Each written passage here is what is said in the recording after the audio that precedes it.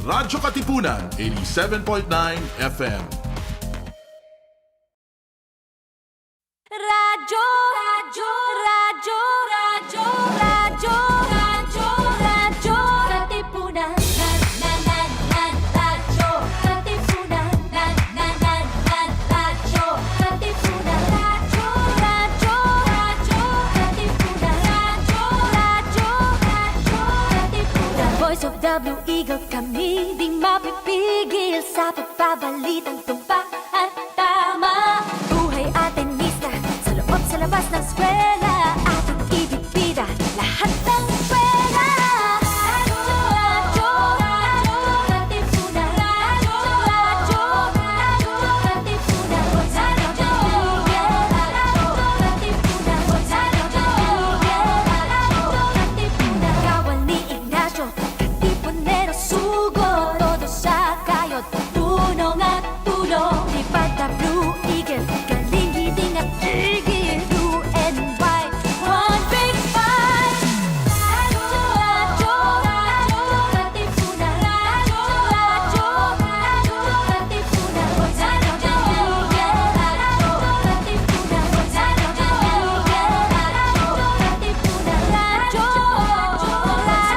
katipunan. Radyo, katipunan.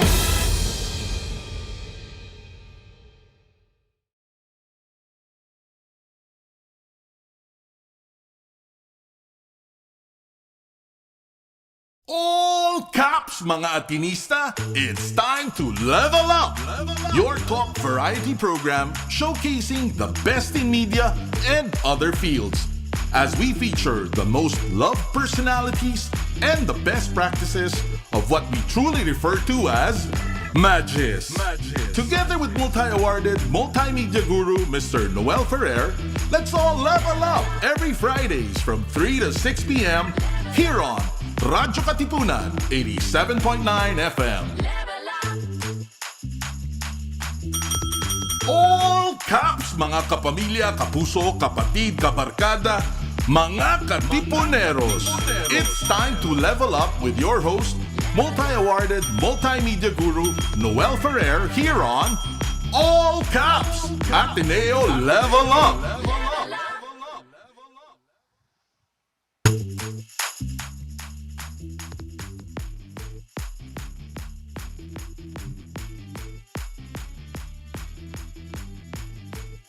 Okay, all good, all ready, all the best. Level up sa ganap, level up sa saya, mas daring, mas naughty, mas edgy, level up sa wawa. Gusto natin bago tayo mag-weekend, meron tayong magandang baon sa ating bakasyon. And as always, we shall level up in terms of relevance and goodwill. Lahat ng kulay, lahat ng opinion pwedeng palutangin. Today, as we celebrate the 3rd anniversary of Radyo-Katipunan, we shall tackle 2 major issues that are of public interest and public concern. Now, first up, the voters registration. We only have until September 30 to reactivate kasi meron daw 7 million na nawala doon sa listahan dahil 2 beses na hindi nakakaboto. Tapos we have to register dapat to be able to vote on the 2022 elections. So let's ask our colleagues from Radyo-Katipunan. Ladies first, no? Mas bata muna. Sorry, Lester. We have Max Cruz. Max, kumusta?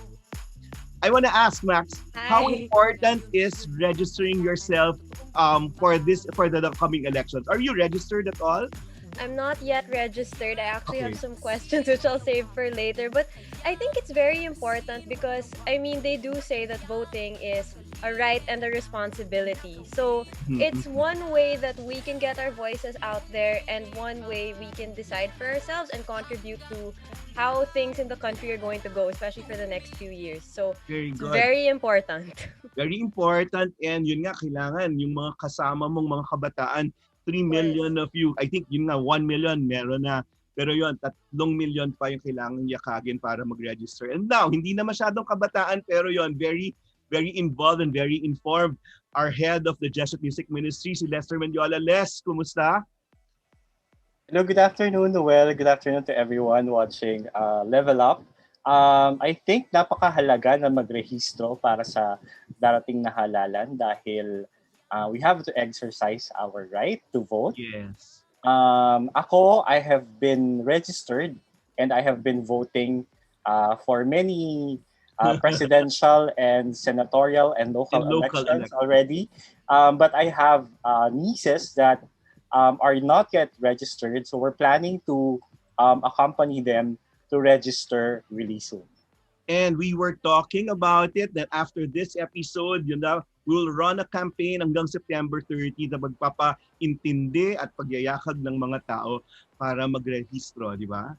So, anyway, we have here, ang masasabi ko na, sinasabi ko rin naman sa kanya, yung pinakamalinaw mag-explain na spokesperson. Kasi I'm also the spokesperson of the Metro Manila Film Fest, pero ibang klase yung tiyaga niya mag-explain. Ang daming makukulit, lalo na pag yung mga election complaints, yun mga gano'n, mga procedures. Pero siya, natutumbok niya lahat yung mga punto. Siguro nakakatulong na isa siyang lawyer at naiintindihan niya at malinaw at may pasensya siya sa pagbibigay ng explanation sa lahat. So para paliwanagan lahat ng mga concerns natin tungkol sa voters registration, nandito po si Attorney James Jimenez. Sir, I was asking kanina, Ateneo ho ba kayo taga-UP? Okay. Neither. I'm from UST. Okay. Noel, sorry, I'm not a lawyer. I probably ba? just look like one, but I'm not a lawyer. No. Kasi merong attribution sa inyong attorney. So pag I sort of got tired correcting people because it started a long time ago. But no, I'm not a lawyer. So lalong nakakabilib, sir, that you're able to talk about the legality or kung anong nasa batas, ano yung mga rules, kahit hindi ho kayo ang lawyer. So, di ba, ngayon, sabi, yun, inaral niyo rin talaga. Anyway, sir, let's start with the 5 W's and 1 H. So, number 1, it's about the voters registration. So, what the voters registration on para sa paghahanda para sa election sa 2022. Right. So, tuloy ho yung election. No? Tuloy. Marami na tayong natatanggap na reassurances from various people, no? Na hindi nila haharangan yung elections, but regardless, kahit harangan pa nila yan, as far as the COMELEC is concerned, tutuloy po natin yung halalan. It's in the Constitution and it has to be followed. Okay. At kailan po to sa 2022, sir? Oh, yeah, May 9, 2022. May 9, 2022. 9, 2022. Okay. Yeah. Next, why? At tinanong na natin mga kasama natin sa radyo-katipunan, bakit kailangan mag-register, sir? Alam nyo, a lot of people, especially nowadays, no, dahil nitong pandemya, ang dami nating napupuna na gusto nating baguhin tungkol sa gobyerno. No? We want to change the way we respond to pandemics. We want to change the way we respond to climate crises. We have a problem with traffic. We have a problem with everything. Yeah. And how many solutions are actually available to us? No? Pangkaraniwan, nagagalit tayo sa social media, nagte-text tayo ng maanghang, nagte-tweet tayo, nagfe-Facebook tayo. But in the end, may nagagawa ba yun? Wala. Ang meron lang talagang tsansa na may mangyaring pagbabago ay yung papalitan mo yung gobyerno. How do you change government? You change government by putting people in office that you think will be able to do the job that you want them to do. Mm-hmm. And how do you do that? Well, you do that by registering. Kailangan ka magparehistro upang ikaw ay makaboto. Because ultimately, voting is the only way to work any effective social change in our government.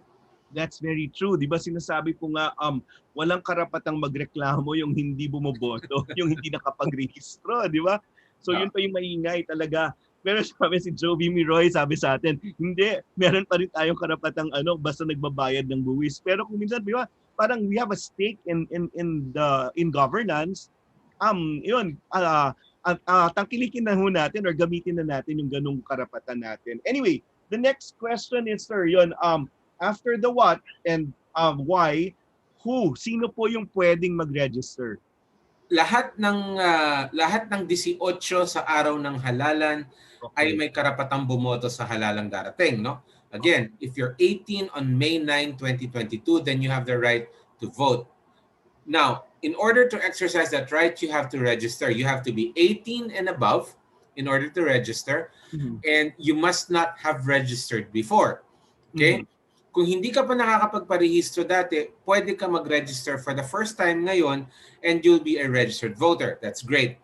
Pero kung ikaw naman ay rehistrado na dati at nakakaboto ka naman regularly, you don't have to register anymore. Nandiyan ka na nakakaboto ka na. Except kung nakamiss ka ng elections in the past 2 elections. Dalawa, yeah. So, kung hindi ka nag-participate sa 2018 barangay elections at sa 2019 national and local elections, then you have to file for a reactivation.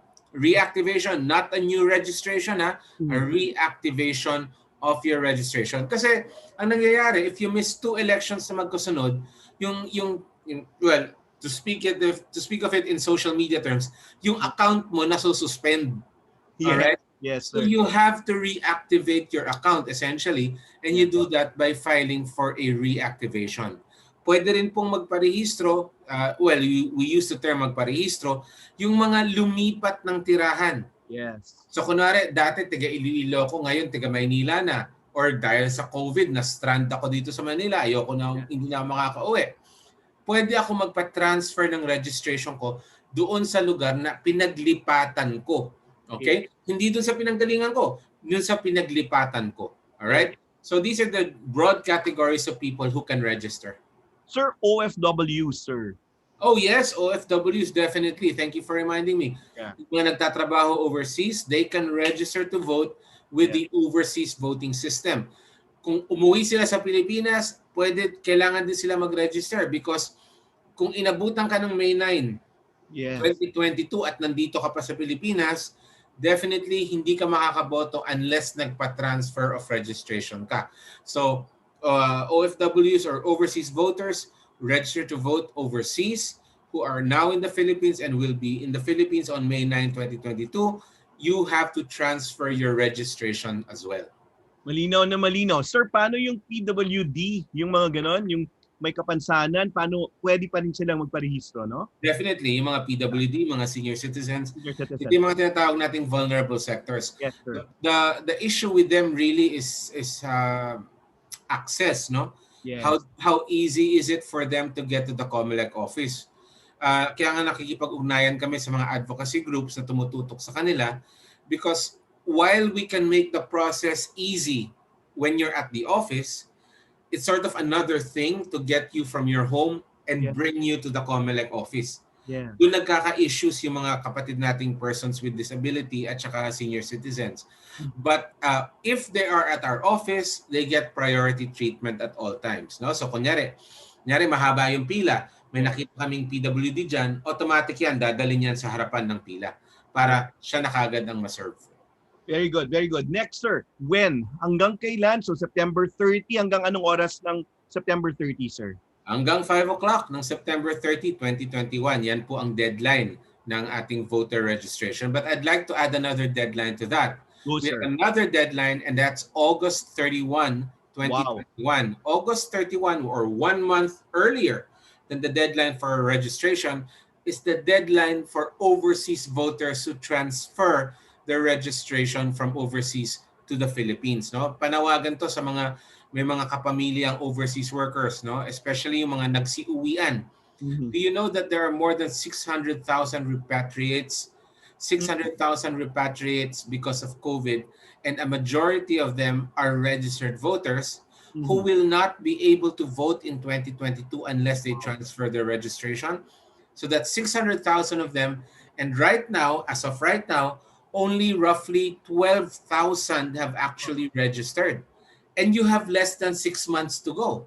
Can you imagine how difficult that would be, no? So nananawagan kami, and in every venue, we always make it a point to mention this. Ang malaking issue po natin na namumuo ngayon ay yung mga overseas workers natin na nagsiuwian, more than 600,000 of them, na hindi pa nagpapatransfer of registration. Many of them are holding off, parang hindi natin muna gagawin ngayon kasi ini-expect nila na babalik pa sila abroad, no? Na makakatrabaho sila ulit. But for them, we always say, what if hindi kayo makabalik agad? What are you gonna do? Pag inabutan kayo ng May 9. So, you have to make a plan. Make a plan to register, no? Para, even in your mind, meron kang sarili mong deadline, no? Na parang, pag hindi pa ako nakakabalik ng wherever by this date, magka-file na ako ng registration ko. Because again, the deadline is August 31, 2021. That's very clear. Now, sir, yun na. When? So, hanggang September 30, tapos yung may August, end of August, and then hanggang anong oras po, sir, dun sa mga COMELEC offices? Ang registration natin right now happens from from Tuesdays to Saturdays, So, Tuesday to from Saturday. 8 in the morning until 5 p.m. Okay. 5 p.m. So, on the last days, hanggang 5 p.m. pa rin tayo. Pero syempre, normally what happens is, pag last day na, Mahabol. nakikita ng Yeah. COMELEC Yeah. na kung pwede ba hanggang midnight or what, I don't know if we're gonna do that this time. But I guess for just for forward planning sake, let's assume na 5 o'clock magsasara kami, no?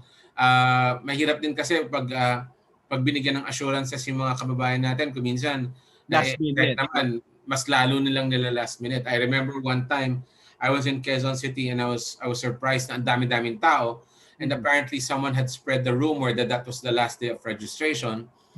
Siyempre sinabi ko, hindi pa today ang last day, matagal pa, one year pa. And nandun na sila, nakapila na sila, may mga hawak na silang form, nung nalaman nilang hindi pa last day, nag-uwian. Ay, nako. So, Sayang. so medyo, I guess for purposes of everyone planning on registering, please assume that registration will not be extended. Yeah. And we will not be lenient about the closing hour.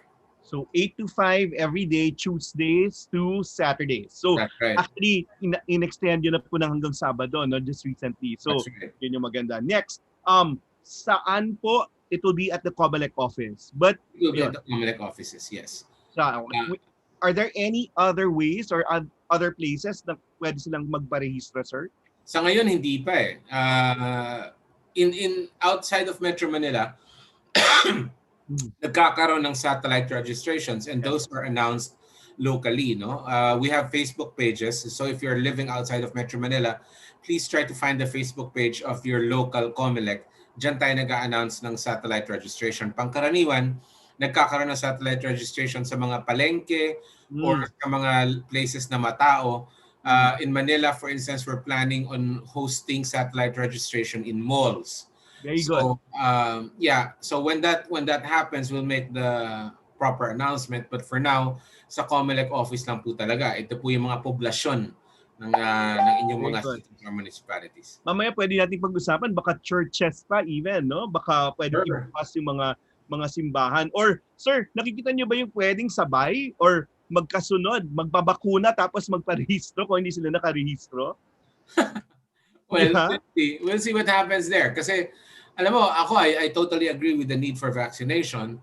But I don't know lang if what sort of preparations have to be put in place for the actual process, because as I understand it, some of the vaccines are kind of delicate. Yes. So you'd have to have special conditions in order to conduct vaccinations. Yung mga registration natin, mga rough and tumble yan eh. Medyo mainit, masikip in some places. So I really don't know how that can be in the same place. Pero yun, pareho nating responsibilidad yun. Last na lang before we entertain questions. Again, you can like, comment, and share this particular episode kasi mahalaga po to. Ngayon, sir, paano at ano yung mga requirements para magrehistro, sir?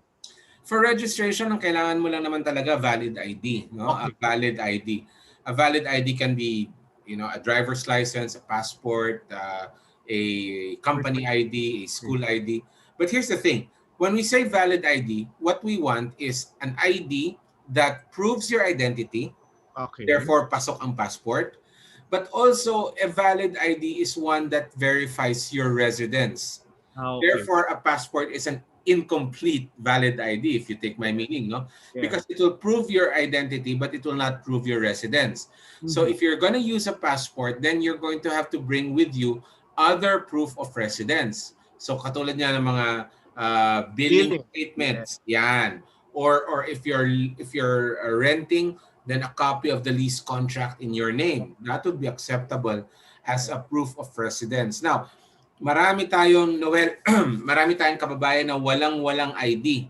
Yes. Walang-wala talaga. Yes. I was surprised when I found out about that a long time ago, no? Pero ngayon, sir, parang required na kasi kailangan dun sa bakuna, no? So, sa mga Right. local government. So, Right. maganda makakatulong yon. Oo. So, mahalaga na kung wala kayong ID, pwede pa rin kayong magparehistro.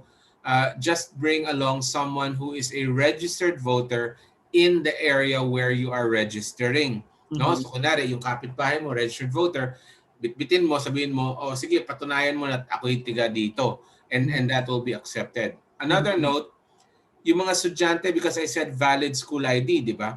A lot of students right now are complaining na yung ID nila, last year lang, pero wala silang ID ngayon. Yes. So, paano ba yun? Pwede po yung last year lang kasi siguro naman kamukha mo pa yun, di ba? Hindi pa naman yung itsura mo. Valid point. And that can still be used. Again, in consideration of the fact na medyo hirap ang mga estudyante ngayon to get valid ID. So, a school ID is acceptable. Okay. So, valid ID, sir, ano yung sinasabi nila na kailangan i-fill up yung mga documents bago pa man pumunta ng COMELEC? Totoo po ba yun? Well, yes, because ang registration natin requires you to fill up an application form. Yes. Now, you can fill up the application form at the COMELEC office, walang problema dyan, except that in order to do that, pipila ka ng bonggang-bongga. Yes. No, ang dami kasi nakapila so you take your turn. To alleviate that problem, ang ginawa natin, naglagay tayo ng irehistro.comelec, no? So just go to irehistro.comelec.gov.ph. Ulitin ko lang, irehistro.comelec.gov.ph, and you can fill up the forms online. If you've been anywhere during this pandemic, you'll see those QR codes that you scan and then you fill up the form on your phone. Ganon yung iRehistro, no? You type the address irehistro.comelec.gov.ph and it takes you to a form, and you fill out the form one field at a time. And then when that form is done, it'll download on your computer as a PDF file, and then you print it. 3 copies yan, or 3 back-to-back pages, no? And it will have it'll take an 8.5 by 13-inch paper, so long bond paper. You need to print it back-to-back, okay? And you have to print it on standard thickness paper. Wag yung sobrang kapal, wag din yung sobrang nipis. It can be in black and white, no? Obviously.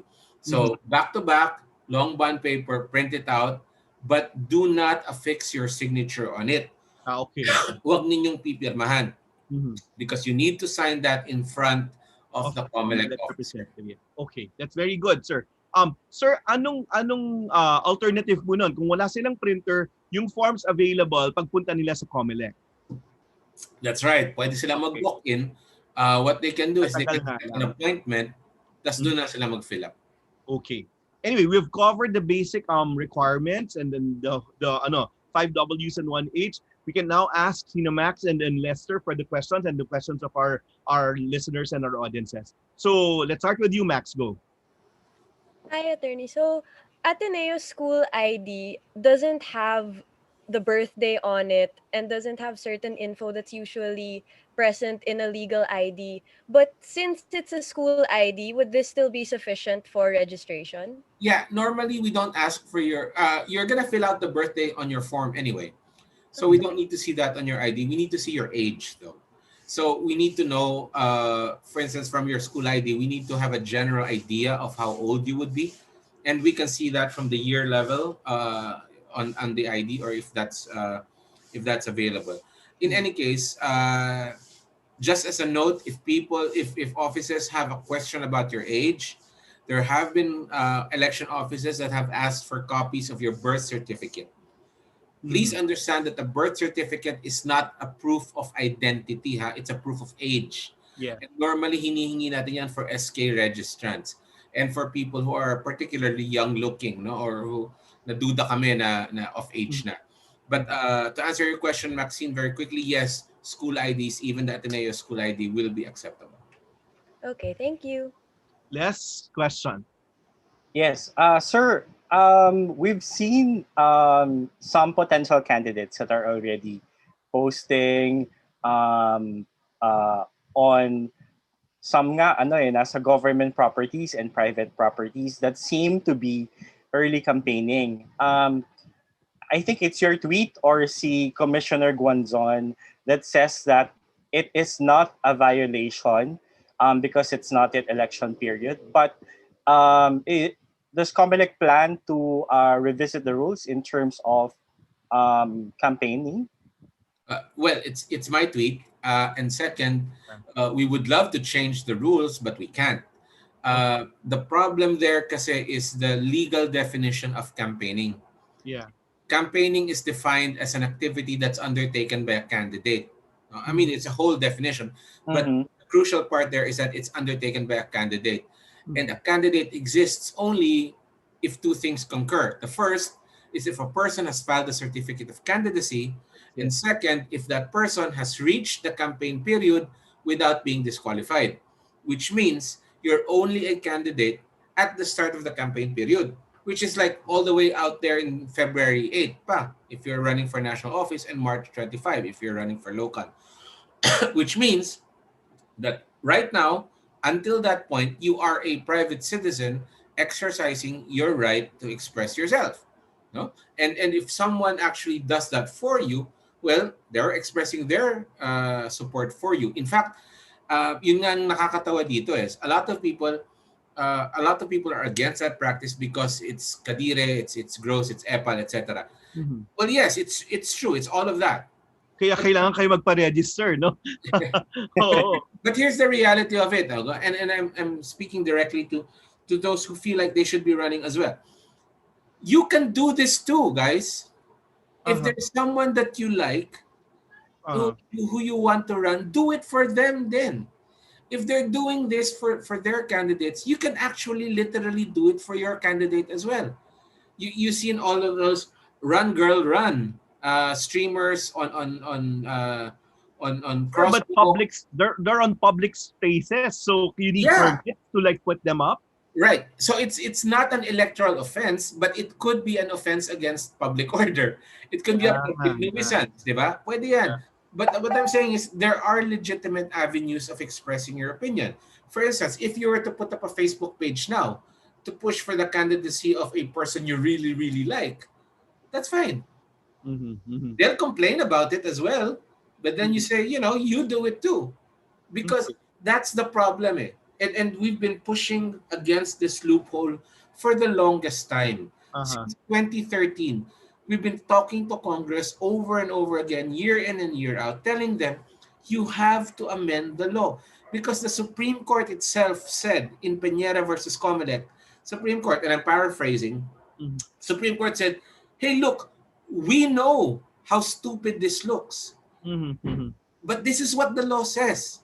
And the Supreme Court cannot change the law. It can only interpret the law. And if Congress doesn't get its act together, then that law will remain and the loophole will still be there.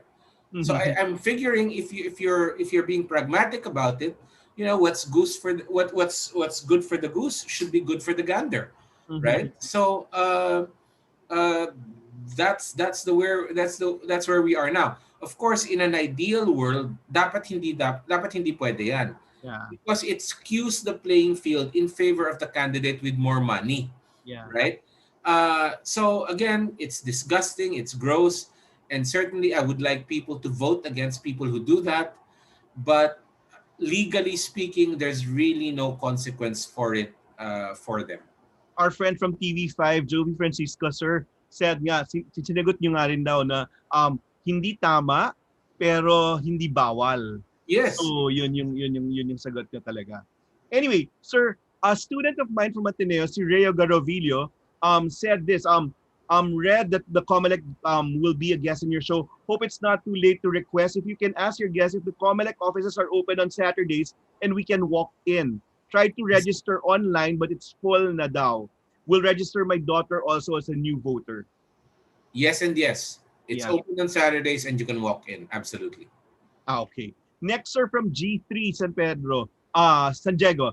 Voters registration Tuesday to Saturdays, even on holidays, 8 a.m. to 5 p.m. When I registered in our local COMELEC office in Rodriguez, Rizal, The man in the counter asked me for 120 pesos registration fee. Nagbayad ako.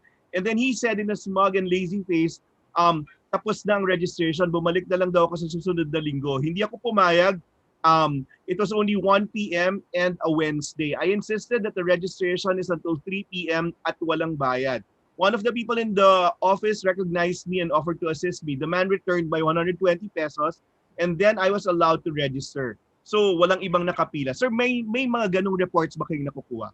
I got this one. Please get in touch with me. Tell me what office.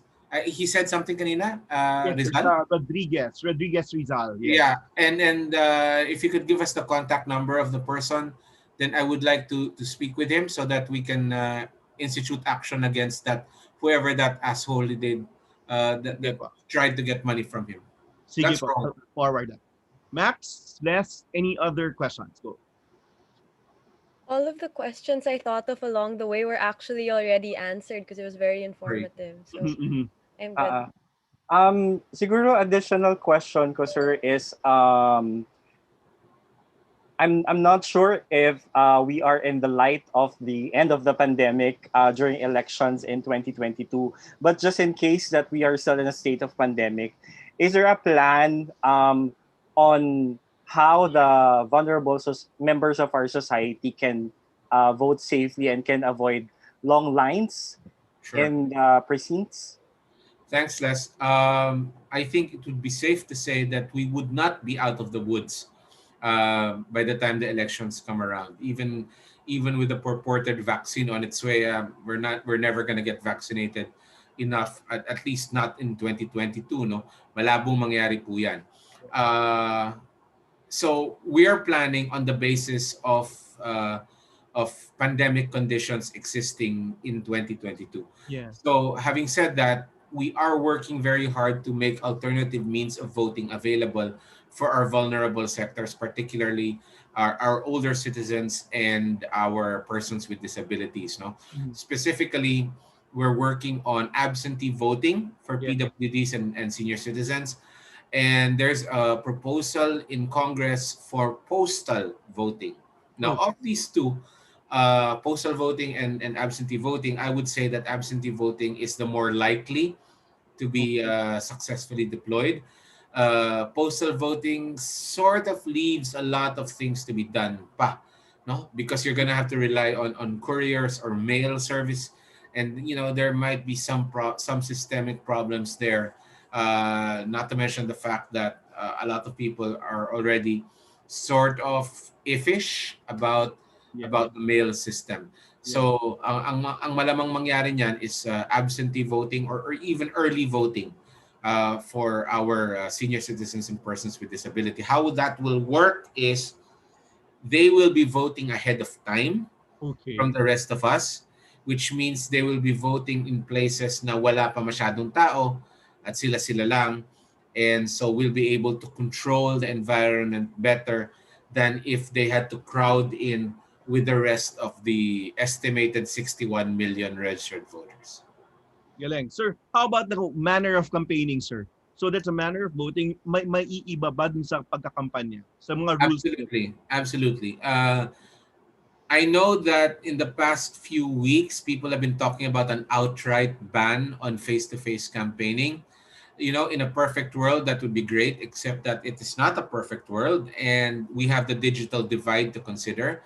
So, number one, it's not realistic to have an outright ban on face-to-face campaigning. So, there will most likely be restrictions on the campaigning that they can do, such as limitations on the number of people that can attend rallies, certain standards for conducting safe political rallies, for example.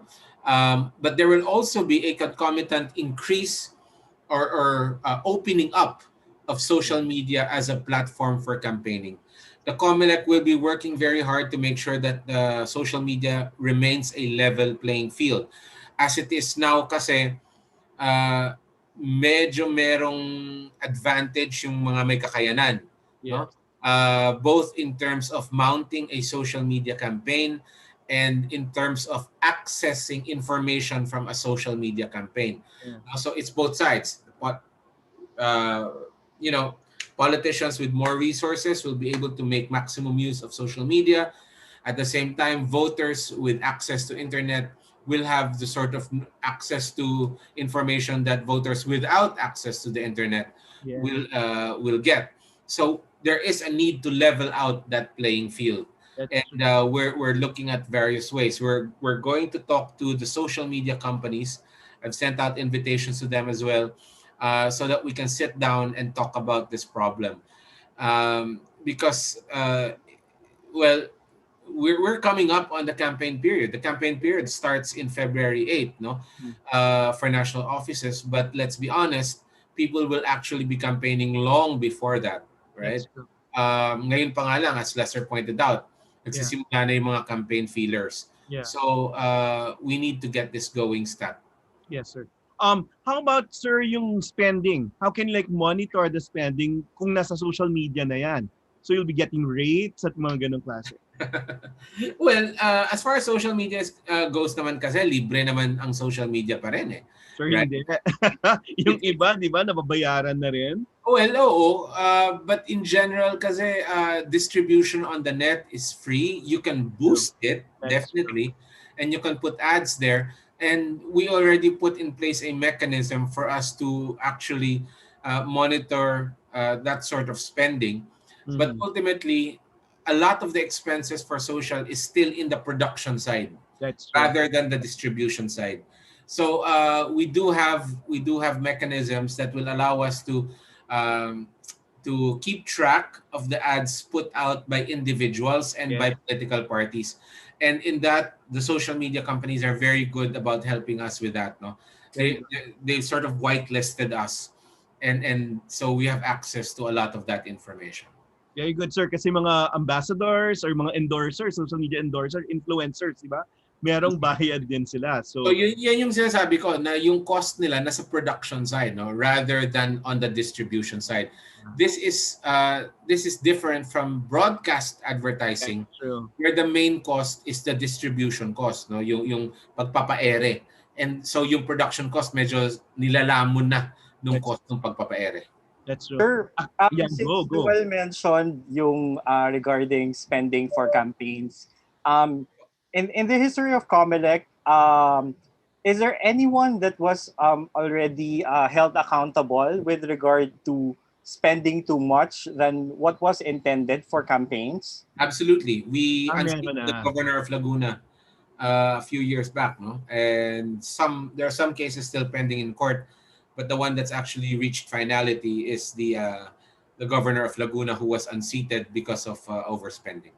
So George Reagan Jr., sir, yun ba yun? So he cannot run anymore? I'm not exactly sure what the penalty, whether or not it included disqualification, but certainly he was removed from office and he has not run since, as far as I know. Okay. So maganda na napapakita na may mga sanctions. Sir, doon sa mga election protests, kumusta po yung batting average ng COMELEC sa pagsosolve po nun from the previous elections? Well, from 2010 to 2019, and just the other day, wala pang election result na na-overturn. Okay. So sa 2010, 13, 16, and 19, so these are 4 automated elections, and there have been hundreds of protests filed, but none of those hundreds of protests have ever resulted in any result being overturned. And the last one was, of course, yung sa The vice presidency. Isang araw lang ng vice presidency. Yes. Sir, can you get your comment on that? Ano po yung posisyon ng COMELEC dyan? Kasi di ba parang meron din kayong recommendation dun sa Supreme Court. And then what if meron na namang motion for reconsideration? Well, what we said to the Supreme Court, to the Presidential Electoral Tribunal, was that they have the power to overturn the results, but we stood firm on the veracity of our account, on the accuracy and reliability of our process. So, as far as we're concerned, the decision of the Supreme Court was simply an affirmation of the position that we took a long time ago, no? Hindi naman natin matatanggal sa PET yung kanilang kapangyarihan to to annul elections kapag may nakita silang problema, because that's precisely their function. It's just that if they were asking us to change our minds about our counting, then no, that didn't happen. That wouldn't happen because we stand by our process. Sir, parang yung point niyo, di ba, paano magkakaroon ng failure of elections kung yung presidential elections ay iba magiging resulta dun sa vice presidential election? Well, that was our position, and we were pointing out simply that asking for the annulment of the election of one position would be, not very logical, considering that it is all one ballot, it is all one system counting, at the same time, and essentially being proclaimed at the same time. You cannot simply surgically remove one particular position because you're contesting that. So the whole ballot should stand or fall together. Very good. Very well explained. Sir, next, the Smartmatic issue. Are we using the same system still in the next election? Okay, it's like this. We bought machines from Smartmatic. So the machines that we're going to be using in 2022 will be branded Smartmatic. The device itself, no, the big VCM. It has Smartmatic branding on it. That's because we bought it from them. All right. But Smartmatic has never really managed our elections, not from 2010, 13, 16, or 19. They were the vendors during those years, definitely. And so kasama sila sa pagbubuo ng halalan, pero managing the elections, running the polls, that was COMELEC all throughout. Now, as far as 2022 goes, we did try to get rid of the machines. We did try to get enough money to get all new machines. And by all new, I mean, let's not use these Smartmatic branded machines anymore. Let's put them away. Let's get brand new ones. And we were going to open up bidding for that. Okay. Unfortunately, Congress didn't give us the funds to do that. So, wanted as we did to get new machines, we couldn't, because we simply didn't have the budget for it. So we had to make do with what we have. So you wanted to get new machines because of what? Well, because those machines were used in 2016 and again in 2019.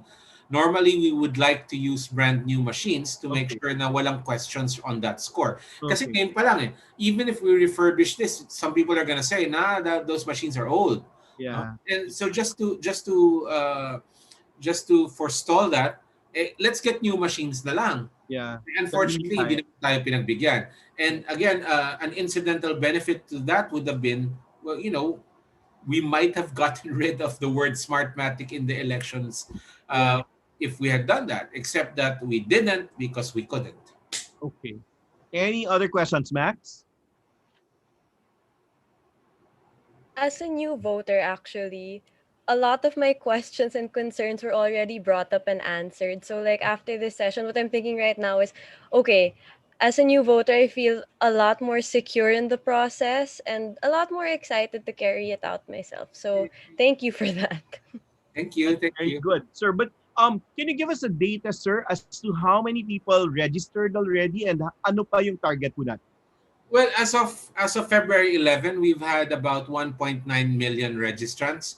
That's a mix of new registrants and reactivations. Mababa po yun, sir? Mababa yun, 1.9. Our target is something like 4 million. 5 million if we include the reactivations. So we're only 1.9. So we still have a little over 3 million to go.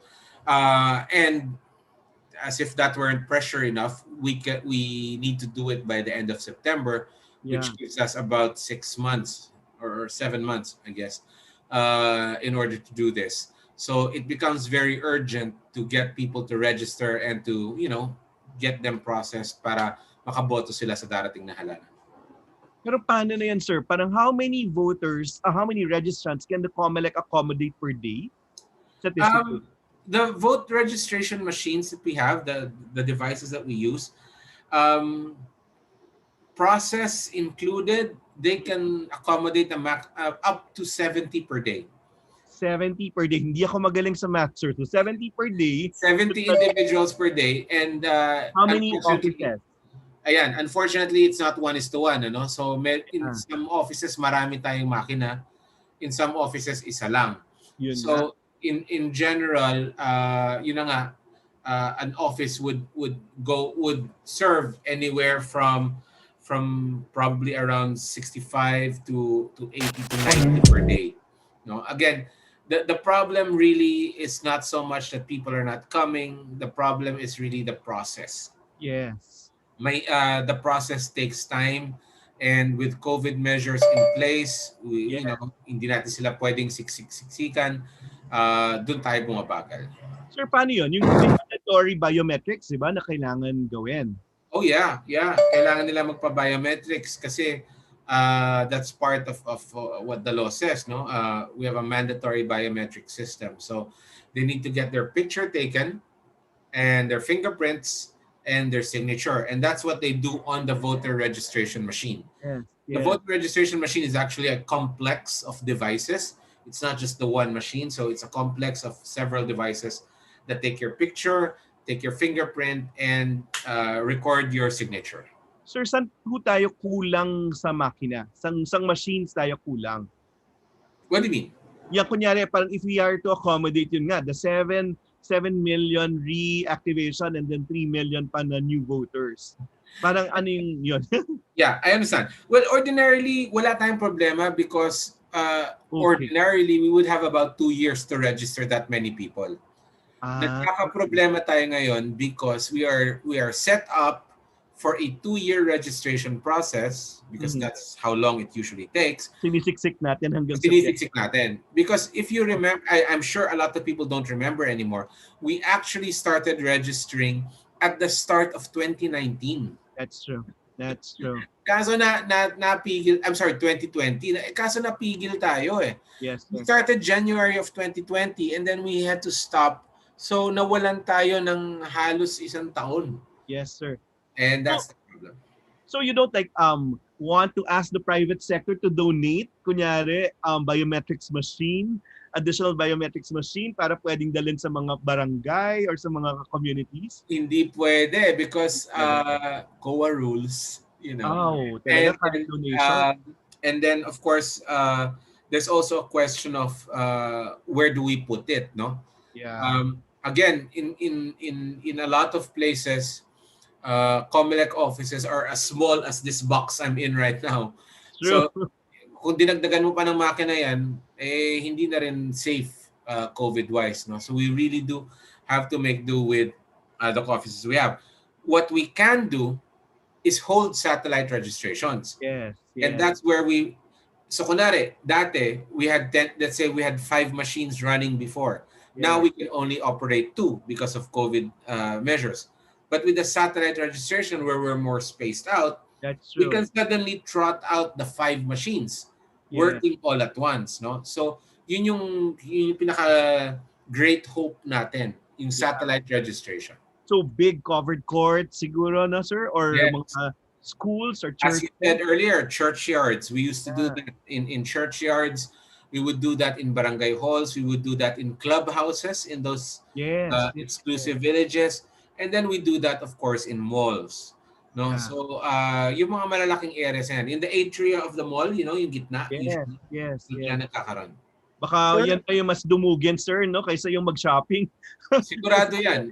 In the last registration cycle, nakita natin yung malls were actually choked doon sa mismong atria kasi ang daming nagpaparehistro. Yes, that's Sir, additional question. When I registered to be a voter, I remember getting a voter's ID. Does COMELEC issue a voter's ID pa rin ngayon? Or what do they get once they register? Is there a reference number that they get and then they check online if they are indeed eligible for voting? And then how do they check their precinct para sa araw ng eleksyon hindi sila naliligaw? Okay. Number one, we don't issue voter IDs anymore. We stopped issuing new voter IDs 2012 in anticipation of the national ID. At that time, the national ID was like really up and coming. Kaso nagka-delay, and as a result, ngayon pa lang nila inaarangkada yung national ID. Relative to that, I would like to say, hindi po kami ang nag-i-issue ng national ID. So don't ask me about it. Wala po akong alam dyan. Wala kaming wala kaming participation sa paggagawa ng ID na yan. Ano? In time, gagawin kaming registration center, but that's not happening now because we're busy with voter registration. Second, after you register, after you submit the form, magkakaroon po kayo ng acknowledgement receipt. This is what the young people call the stub. All right? The stub is proof that you registered. It's not proof of your status as a registered voter because you're not a registered voter yet. Yes. All right? After you submit your application, dadaan pa yan sa tinatawag nating Election Registration Board. This is a group of people who will sit and hear your application in case someone challenges your eligibility. Someone says, oh yan si Max, hindi yan nakatira dito, so hindi yan pwede magparehistro. So i-challenge yan ngayon doon sa Election Registration Board. Will you know about this? Well, you will only know about this if you are challenged. Yeah. So if you file an application and no one challenges, then you can assume 3 months later, registered voter ka na. Okay? But if you get a summons, then obviously may problema ka, right? But if you don't get summons, normally that would mean wala ka ng problema, registered voter ka na. And usually after 3 months. Why 3 months? Because the ERB or the Election Registration Board meets quarterly. Every 3 months yan. No? So kunwari, nag-start tayo ng January. So January, February, March. Sa March, meron siyang hearing. So kung nagparehistro ka ng January, sa March ka pa ma-hear, right? Pero pag nagparehistro ka ng March, malamang masama ka na doon. So your waiting time changes depending on when you actually registered. Finally, will you be able to check online your registration status? Unfortunately, we don't do that for data privacy reasons. When we're close to the elections, maybe mga a month or two before the elections, we will open up what we call a precinct finder. Okay. That's when you can go online and check your precinct assignment. But right now, not yet. No, again, number one, because hindi pa naman tapos yung precincting natin dahil nagpapa-register pa tayo. Pangalawa, meron tayong data privacy security concerns. Sir, since you touched on precinct finders, I used to volunteer for Parish Pastoral Council for Responsible Voting, and one of our responsibilities is to help people locate their precinct. Yes. And sometimes it's difficult po for paminsan down yung system or mahirap hanapin. Is there a plan to make sure that just in case there is a large influx of people looking for information, to siguro somehow widen the capacity of the website that's carrying information? What's the plan regarding that? Well, increased bandwidth is always a good idea, and we're always trying to increase our bandwidth. But specifically speaking of Parish Pastoral Council for Responsible Voting, PPCRV, you guys have been our partners for the longest time, and you're one of the people who actually receive the list of voters. So PPCRV will actually have a hard copy of the list of voters. It's sort of tedious to go through the entire list because it's like several books ng listahan ng botante, no? But push comes to shove, you can actually do a hard search kung talagang down yung internet natin. But yes, I agree. We would need greater bandwidth, and that's something that we're working on with the telcos. Sir, next question about the party list. Kasi merong, di ba, nagde-delist kayo or parang nag-weed out ng mga hindi recognized na mga party list para maiwasan na yung problema nung dati. Ano na po yung situation ngayon? Recently, we delisted 39 party list organizations. But the delisting was for a very routine purpose. No? Under the law, if your party list organization failed to participate in the last 2 elections, you're out of your accreditation gets stripped. If you did participate but you failed to meet the 2% threshold, then you lose your accreditation as well. So ito yung tinanggalan natin ng accreditation. I've been asked questions about certain party list groups now that apparently are being asked to be disaccredited. but that goes through a process, no? And in fact, one of those processes is currently ongoing. Mhm. Kinasuhan muna and then nag-request ng pagtatanggal ng accreditation. Mhm. Mhm. So that's a legal process. May hearing yan, may mga abogado diyan. That's not gonna be an instant removal from the Yes, list, sir. unlike the 39. Yes. Now, as for the rest of the party list organizations, um, medyo iba na kasi yung theory ng party list ngayon eh. Yes. Uh, from its inception to now, nag-flip-flop na yung theory diyan. At first, it was for everyone, then it was exclusive for marginalized and underrepresented, and now it's back to for everyone, no? Yeah. But a lot of people are still sort of thinking of party list as something that should be exclusive for marginalized and underrepresented. Just to make it very clear, dahil sa kaso ng atong paglaom ay hindi na po totoo yan. Political parties can actually participate now. So wala na tayong pinag-uusapan na ay he doesn't deserve to be a party list organization, because right now the party list organization actually is open for everyone. Okay. But we concentrate on the voters registration. Sir, last message for all the people who ought to be registering and will be partnering with you on this. Ano yung last call nyo po para sa mga tao, para pag inulit-ulit po namin itong call na to, makita nila yung kahalagahan ng proseso natin. Papapaalala ko lang po sa mga kabataan, because I believe that's the main Yeah. the main audience of the program, no? Ang mga kabataan po account for 35% of the voting population, fully a third of the voting population. Rough estimate recently, that's about 22 million voters already on record. And can affect the results of the next election. So? Absolutely. If you remember, in 2016, it took only 16 million votes to make a president.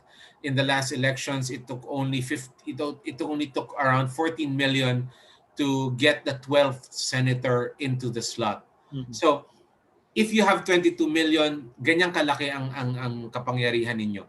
If the youth register, then they have the opportunity to actually shake things up around here.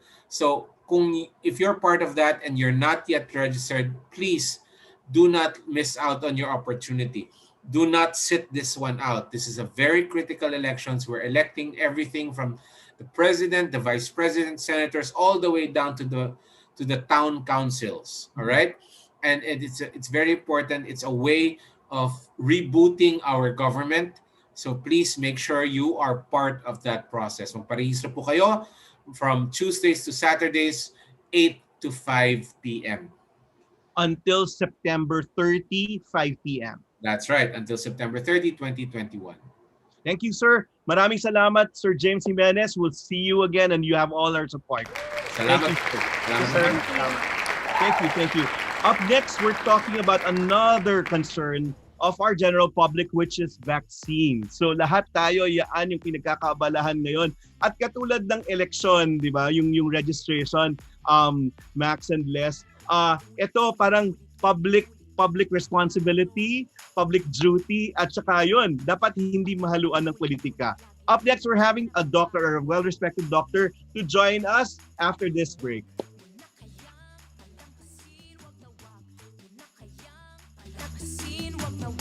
Una kayang patagalin, tinanaw mo na gawin mo na.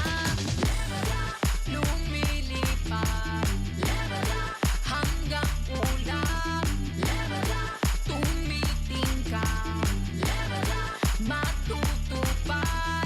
Go nang go nang go nang go nang go nang go lang go. Go nang go nang go nang go nang go nang go lang go.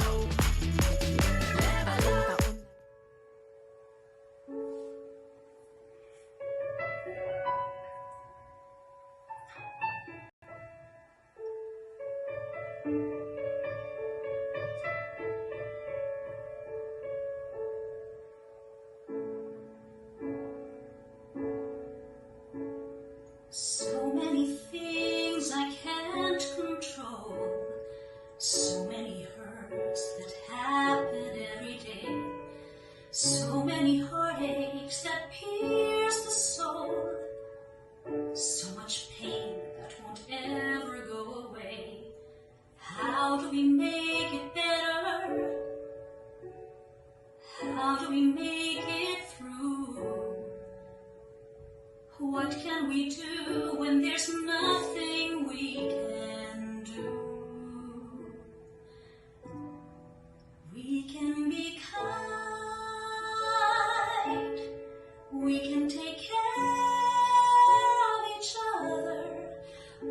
remember that deep down inside we all need the same things. And maybe we'll find, if we are there for each other, that together we'll weather whatever tomorrow may bring.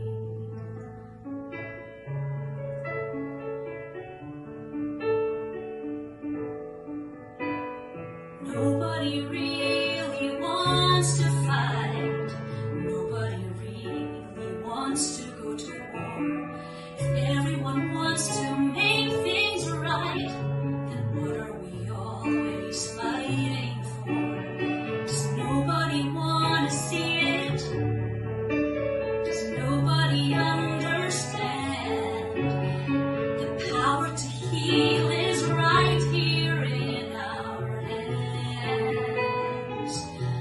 We can be kind.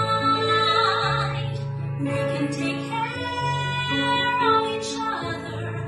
We can remember that deep down inside we all need the same things. And maybe we'll find, if we are there for each other, that together we'll weather whatever tomorrow may bring. And it's not enough to talk about it, not enough to sing a song. We must walk the walk about it. You and I, do or die. We've got to try to get along. We can be kind. We can take care of each other. We can remember that deep down inside we all need the same things. And maybe we'll find, if we are there for each other, that together we'll weather whatever tomorrow may bring.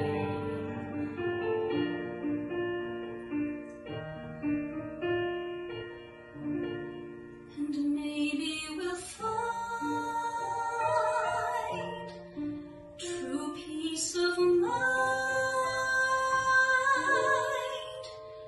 if we always remember we can be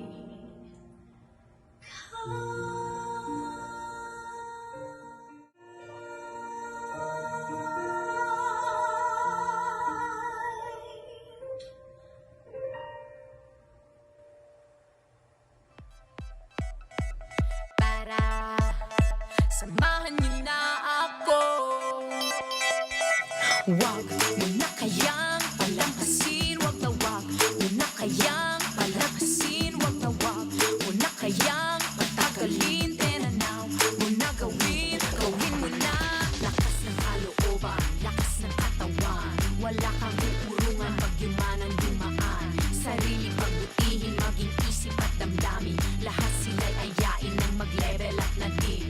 Go na go na go na go na go na go lang ng go.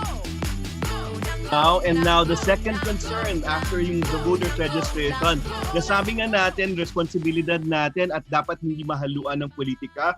We have here the former president of the Philippine Society of Allergy, Asthma and Immunology, batang-bata. Well, siguro ang maganda dito yung disposition niya talaga, bata. Tapos sinaway po ako ng kaibigan naming doktor na si Dr. Melfred Hernandez. Sabi niya, bawal daw yung sabing doktora, it's just doctor. Dr. Marysia Recto, hello. Good afternoon, ma'am. Maraming salamat sa pagsama sa amin. Hello, good afternoon, Noel. Good afternoon, Les and Maxine. And to all our viewers or on radio. I guess we're on radio now. Yes, ma'am. Right? And we're on YouTube and we're on Facebook also. Yes, so, I'm such a social media holdout. So hello to everyone. No, but after this, we have to end at 5 o'clock because meron ka rin social media holdout ba yan? meron kayong online clinic na rin, di ba? Yes, So, I have an online clinic. That's right. so yun, pwede nating i-plug yung services. But now, ma'am, ito na nga. Again, the basic questions, no, bakit po kailangan magpabakuna? Yun yung unang tanong kasi yung mga tao ang daming takot, ang daming iwas dun sa usaping pagbabakuna. Well, the aim of the vaccinations is that most of the society will get protected so that we achieve what we call herd immunity. Yes. Herd immunity is a natural immunity that is incurred when there are people who have been protected from the vaccine, and even though you did not get the vaccine, you will be protected also. Yes, yes. So that is what we want to achieve, that herd immunity. So, kailangan. Pero ma'am, ano po yung usual takot ng mga tao? Bakit ayaw nila or iwas sila? Well, there's so many misconceptions, no, about this vaccine, the vaccines, no, because there are several types of vaccines, no. Yeah. And the questions or the concerns range from allergic reactions, or mag-change ba yung DNA nila, mag-mutate ba sila, or parang will there be death, di ba? Yeah. We'll talk about that. We will talk about that kasi may study kayo niyan, yung mga after. Maraming concerns, no, about it. Will we be more prone to getting illnesses? Mahihina ba immunity natin? Yeah. Or will we Ma'am, develop sagutin niyo po yun. Sagutin niyo po yun. Kung may vaccine, hihina ba yung immunity? Well, what the vaccine does is it allows us to produce our own antibodies. So antibodies are immune components that will combat a virus or a bacteria. But for viruses, viral infections, there's no cure.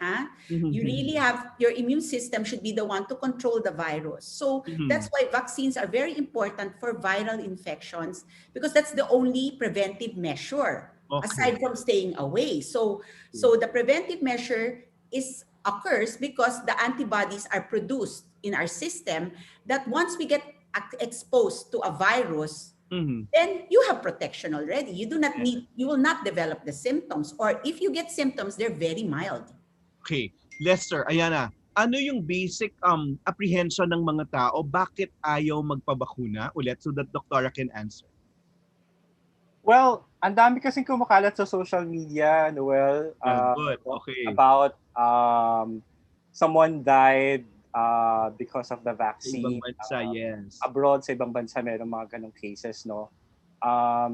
And, apparently it's being shared on social media, kaya mayroong apprehension. Or aminin din natin, di ba ma'am, yung kunya Denvac siya, at yung mga iba pang mga bakuna of the past, na tipong yung mga tao parang nagdududa dun sa efficacy or yung epekto nito eventually sa kanila. So, how do we battle that, ma'am? Kasi yung posisyon natin, no, bakit kailangang magpabakuna? So, sabi nyo, ang ganda-ganda ng pagkasabi nyo sa akin kagabi, responsibilidad nating pangalagaan hindi lang yung sarili natin, kundi yung ibang tao. Well, yes. The development on the scientific end, no, of herd immunity is what we want to achieve. Yes. And this means that to do that, we have to work together. Yes. That's why it's a social and moral responsibility. Yes. I forgot to add to you, because we want less people to die. Yes. We want less people to not be able to burden the healthcare system because hindi kaya ng ating country, no? Hindi kaya ng bansa. So that is the social and moral responsibility na, okay, we can just try to protect ourselves and say that I don't want to get that reaction, which can occur 1 in 100 million cases. Yeah. Diba? So the risk of that happening versus the benefit to society, not only for health, but even for economy, is a lot. Yes. Kaya importante na magpa-vaccinate. Ngayon, yung concerns that Les is mentioning about that reaction, and I think what he's referring to is the Filipina who got vaccinated and developed like some sort of platelet or bleeding disorder after the vaccine. That reaction has been documented also with other vaccines. Even yung mga lumang vaccines, like MMR, it has been reported. And we get MMR, I'm sure all of you had MMR and nothing happened to you. But why did this Filipina get it? People don't understand yet the reason. Okay, the companies are also not saying that it's not from the vaccine, because there's always a risk that one person will react differently compared to the whole population. Yes. And that's why the ones who give the vaccines have to monitor talaga. No? They really have to monitor the patients that they give vaccines to, so that you can already address the problems that will happen. Kasi the risk of that ITP, it's called ITP, idiopathic thrombocytopenic purpura. No? This is when an immune reaction occurs against your platelets. This is similar to what happens to dengue. When you have dengue, your platelets go down. Yes. So the dengue virus causes the platelet to go down. In ITP, they don't know the reason. They said maybe it's the vaccine, maybe it's an infection na hindi nyo alam. They cannot really say that the vaccine caused the ITP, but they also cannot say that the vaccine did not cause it. Okay? So what is that risk of that ITP occurring?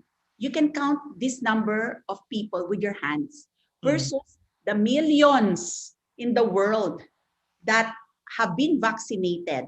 In the US, di ba? In the UK, they have been vaccinated. In Europe. And we only have what we call yung reports that are very rare. No? So that's why our society, we really advocate vaccination, because the risk of these things happening are so small to compare to the benefit that it will have to society.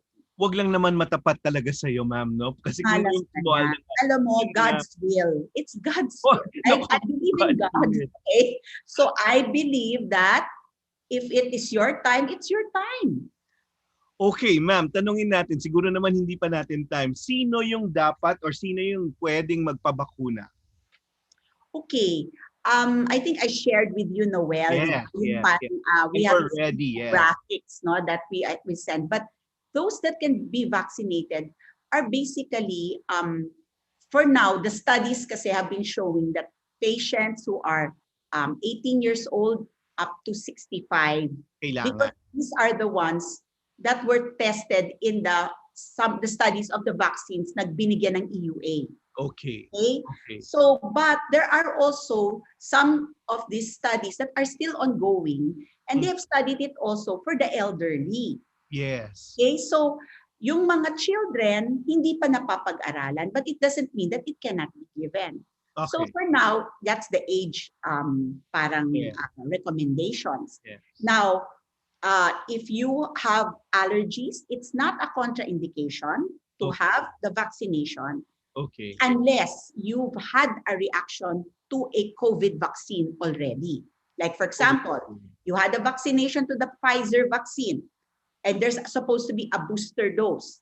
If you had a severe reaction to the Pfizer vaccine, or even the mild one, no, sometimes we will not recommend to give the vaccine the second time. Okay. Now, why? Because some of the vaccines have what we call excipients. These are either preservatives or adjuvants, no, makes the vaccine stronger in action.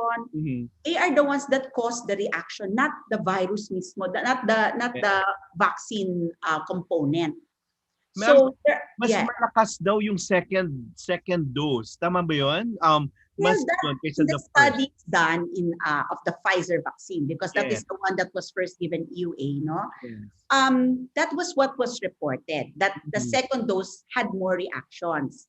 But when you talk to many people who've had the vaccine in the US, no, and some of them are my own relatives, nothing. They did not at all. Okay. So case to case, you know, why do some people react more than others? It could be a genetic tendency. Okay. Ma'am, so kailangan yung mga sino na mga taong pwedeng magpabakuna, kailangan din case to case na magtatanong sa doktor nila kung ano yung dapat na brand? Ganun ba po yan? Well, you know, right now, there are people who are asking us, what is the best brand? Like, what is the best brand that's not hindi nakaka-allergy? Okay, yan yung una. So, yung unang concern nila, allergy. I don't know why all of a sudden it's the allergic issue that's there, no? Okay. But we cannot recommend yet and say with certainty that there is a vaccine that is the best or Mhm, it's mhm, hypoallergenic. Why? Because mhm. the use of these vaccines now are under EUA, which Yeah. basically saying that the the studies of these Hindi pa vaccines are still complete. going on, That's and they true. are going to still be done in 2 years. So So, ma'am, what's the reason bakit yung iba wala pang EUA? well, mainly because they haven't submitted complete documents to the FDA. Yun din, di ba? So, yung sinabi yung Sinovac, for example, kung sabi ni Speaker Harry Roque, kung wala daw yung EUA ng February 18, madedelay na naman daw yung pagdating. So, ano lang po yung may EUA ngayon sa Philippines? So far, it's Pfizer vaccines and Okay. AstraZeneca vaccines, which Okay. unfortunately are still both not here in the Philippines. Okay. Okay. Okay. Mamaya pag-usapan po natin yan. Next, kung ako nagka-COVID, kasi kanina in-interview si Senator Angara, no, Sonny Angara, he had COVID and yun, na-survive niya at sabi niya baka may antibodies pa rin siya. Kailangan po pang magpa-vaccine nung mga nagka-COVID at yung merong antibodies.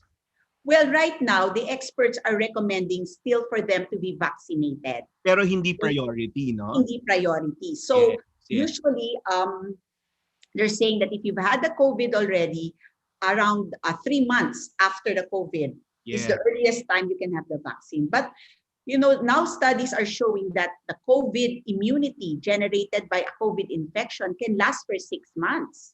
Okay. So there is, and if it's more than 6 months, people don't know kasi they're still studying it, no? Yeah. So hopefully the immunity lasts longer para yung mga nagka-COVID hindi na magiging part of the pila, no? Sa mauuna, yes. Oo, Speaking yes. of pila, bago magtanong si Max at saka si Les, so sino-sino yung mauuna? Ano yung hierarchy po ng mauuna? Kayo po, di ba yung mauuna dapat? Well, it's actually the frontliners. No, I'm not, to be honest, I'm not a frontliner. Okay. The frontliners are the doctors who go on duty and they do face-to-face encounters. Also the nurses and Yes. also other hospital staff that really go and do physical encounters with patients. So kayo social na online, parang ganon. I am actually in line, but I'm not top of the line.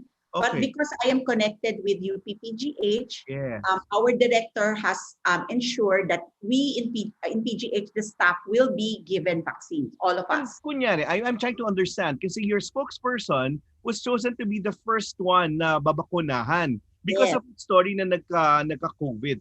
Ngayon, wala siyang antibodies? You know, that first person is my classmate. Yes. He's also a pediatrician. Yes. And yes, he went through something very traumatic.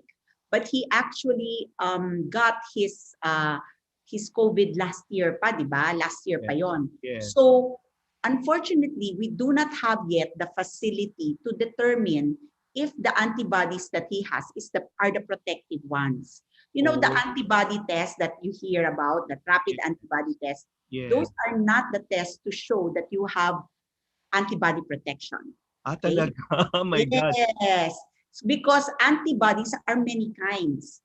And the kind of antibody that you have to prove that you have protection are called neutralizing antibodies. Oh, ganun And pala we po do not yun. have the test here in the Philippines. So that is the reason why, even if the spokesman of PGH had it already, he will still be chosen. Okay. Ako, para tayong nasa salamat, Doc, talaga. Pero we're really learning a lot at pinaghandaan namin kayo. Now, Max, so questions so far. Hello again. So, for vaccines with extremely low temperature requirements, how can we guarantee that they will stay viable between the time they leave storage facilities to the time they're given to patients? Okay, so that's really more of a logistical issue, right? But you know, we have to be assured, if we get the vaccines from the companies legitimately, Yes. Okay. the company will assure the viability of the vaccine.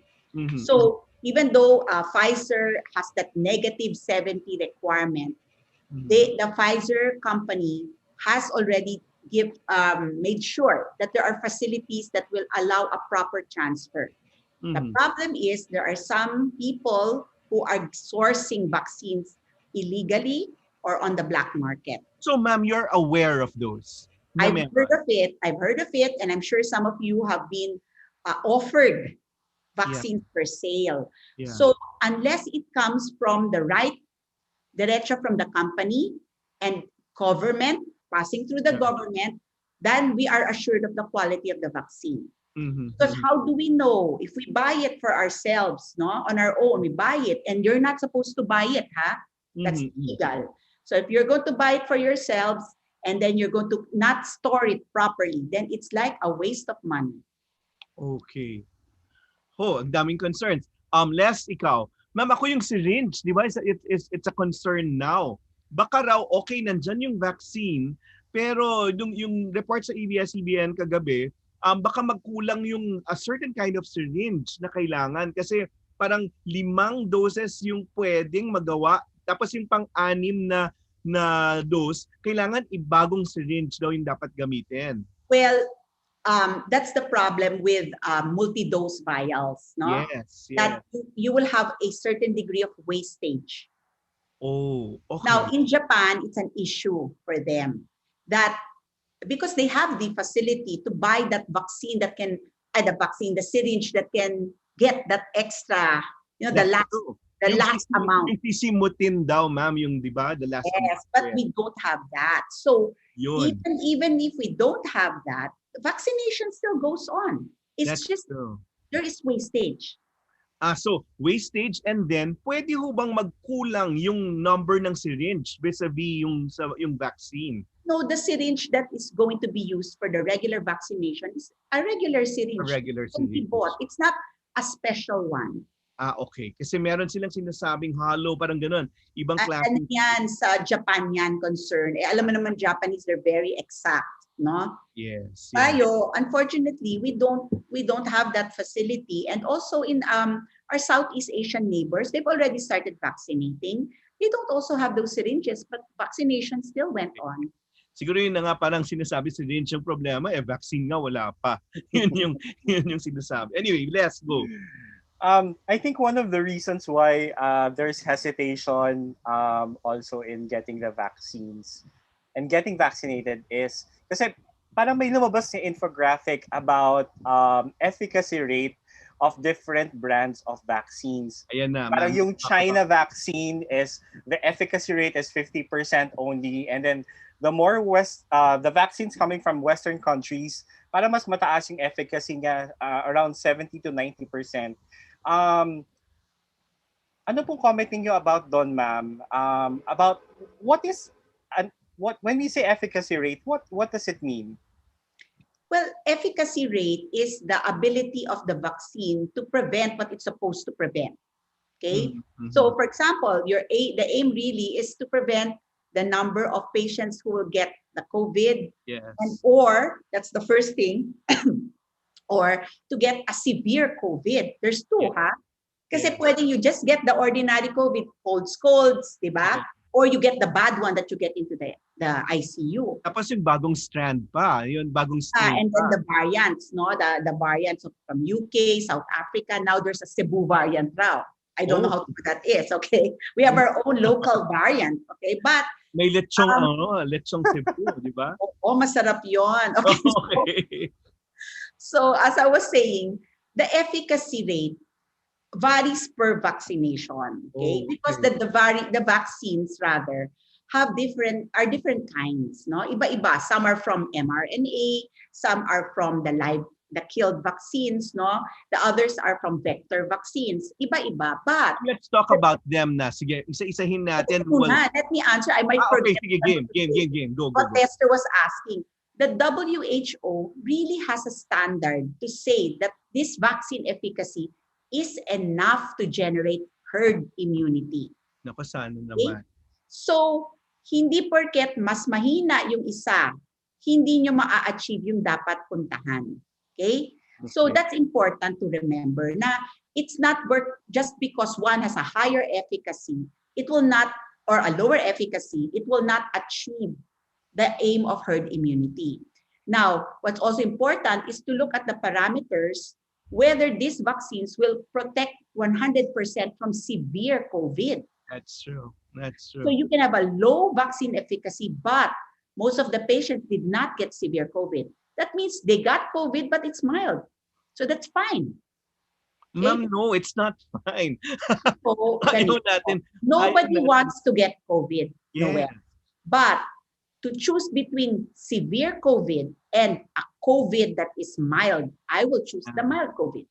Oo naman. Oo naman, ma'am. But kunyari ganito, kaya nga nagpapa-vaccinate or magpapa-vaccine para yun to lessen the chances, no?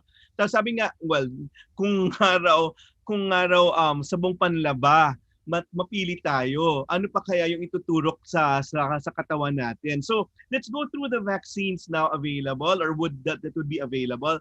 Ma'am, isa-isahin natin yung possible side effects or yung kinakatakutan at ano yung gains. So, let's talk about what's the first one to be approved here? Pfizer, ma'am, no? Yeah. How's that go? And you have data also from your relatives abroad. Well, the Pfizer vaccine efficacy is high.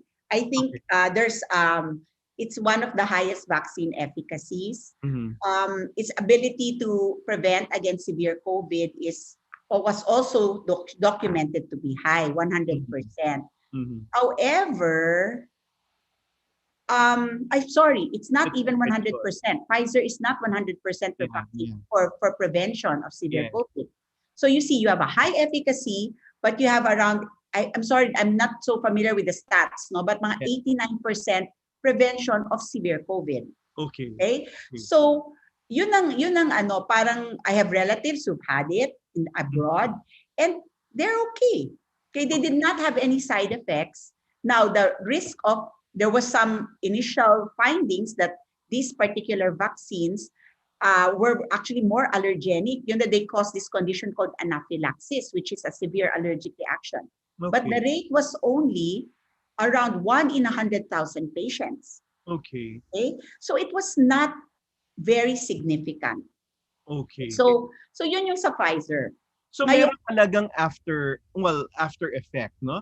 Lahat ng mga vaccines. Not for everyone, Noel. Not for everyone. Not for everyone.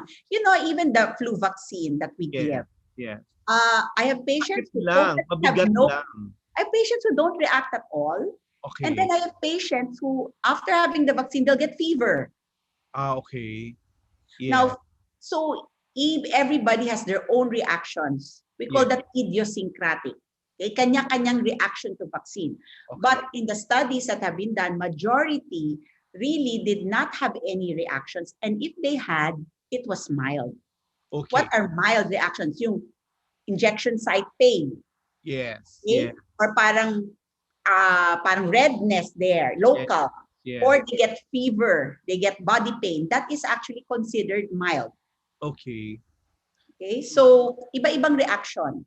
And then, ma'am, yung AstraZeneca, which is I think what the local governments, LGUs, ordered, no? So, ano naman po yung plus and minuses nito na narinig nyo?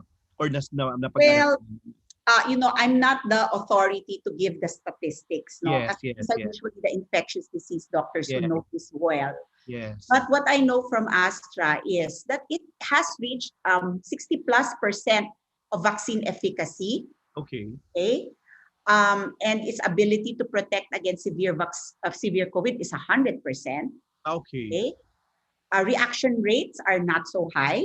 They have there's no issue about anaphylaxis or severe allergic reaction. So far, The problem lang is, ayan, sa COVID strain, di ba? Yes. Sa variant. Yes. Hindi raw kasing effective for the South African type. Okay. At least doon. Sana hindi na lang nating makontract yun. So but is it okay for mga senior citizen to take it? Well, you know, the answer there is there really no studies that have been published yet for senior citizens. For seniors, but they are doing it already. Okay. So ma'am, kasi kasama sila dun sa priority list, no? So after yung mga frontliners, yung mga essential workers, kasama yung mga senior citizens, di ba? So yun. Yes. So I think most of the studies have not been done in senior citizens. Hindi nakafocus doon. Okay. And why? Well, it was the study design. Yeah. But what I am aware of are the studies that are ongoing are Okay. actually already including the seniors. Ma'am, let's ask you, no? Lester, yung mom mo ba willing magpabakuna? Hindi. Ayun Sabi niya, I eh. was asking her the other day, Mhm, mhm. and I think it's because on social media, parang Yun eh. that's where the apprehension is coming from. Ma'am, how about the senior citizens sa inyo, ma'am? Doktor? Well, if you're asking about for example, in UPPGH, no, Ah, we have a group of professor emeriti. No? So these yes, are the yes. ones who are medyo above 65, Tired, yes, medyo yes. meron ng geriatric Pero na. may status, di ba? May stature sa ano. May Oo, they're sinasabi still with the sa academe. They are listed. They are listed. okay. And well, in my own family, I think they will be vaccinated as well. Okay. So, I am not, in fact, some of the studies, the one of Pfizer, show that in the elderly, the few that they tested on elderly, they Mhm. had less reactions than the younger people. Okay. That's good. That's a good data. So, di ba yung sinabi na second dose, it's more mas That's grabe. true. That's Pag true. sa elderly in that population, there was less reactivity. That's good. Ma'am, next one, yung Moderna vaccine. Well, Moderna doesn't have yet an EUA. Walang Okay? EUA, yes. A little bit similar statistically with Pfizer. Pfizer. Okay. Yeah. The next one, you have J&J, yung Johnson & Johnson. Yeah, the Johnson & Johnson, wala rin pang EUA. The only benefit I can see is it is a one-shot, di ba? Yes, One-shot yes. deal. Yes. But yung efficacy rate niya is not as high as the mRNA because remember, it's also a vector vaccine. Ma'am, So, mga tama, paintindi nyo ma'am sa amin, bakit may one-shot vaccine tapos yung iba dalawa? yan ang, I'm sorry, I cannot answer that. I don't know the reason why, but maybe the study that they did was able to find out that the amount of antibody generated by the single shot was strong enough with a one-shot deal. Isang sakit na lang, no? Tapos bunuan na lang, parang gano'n. Yeah. The Russian vaccine, ma'am. Yan ang, I have totally no idea. Pero makaka-receive ba tayo niyan? Well, you know what? According to FDA, as long as they file an EUA, and it gets approved by the FDA, and not to mention not only FDA, also the vaccine expert panel. There's also several agencies like the HTAC, no? Yes, These are the government agencies that see how many layers of experts it has to go through. No? Yes. This is actually that's the only time they're going to be used. So if the Russian vaccine applies, it will be evaluated. If they pass evaluation, then it can be available here. Ito ma'am, yung baka una hindi natin alam na popular na Sinovac or baka yan daw yung tinurok dun sa mga di ba? Mga I think sa PSG or Sinopharm. Sinopharm, yes ma'am. So these vaccines from China, kumusta po yung efficacy rate? Ano yung epekto? Well, the data is not available to us yet, remember, because it's not published. Pfizer and Moderna, they have their data in articles, in the medical field. Yes. But China studies, hindi pa napabasa, no? But I have heard that the efficacy rate is around 50%, above 50%, okay? But their protection for vaccine efficacy, but for protection against severe COVID is 100%. Okay. So kung sa Ateneo grading system, D siya pasado, parang yon. Pero pagdating naman dun sa major strain, A.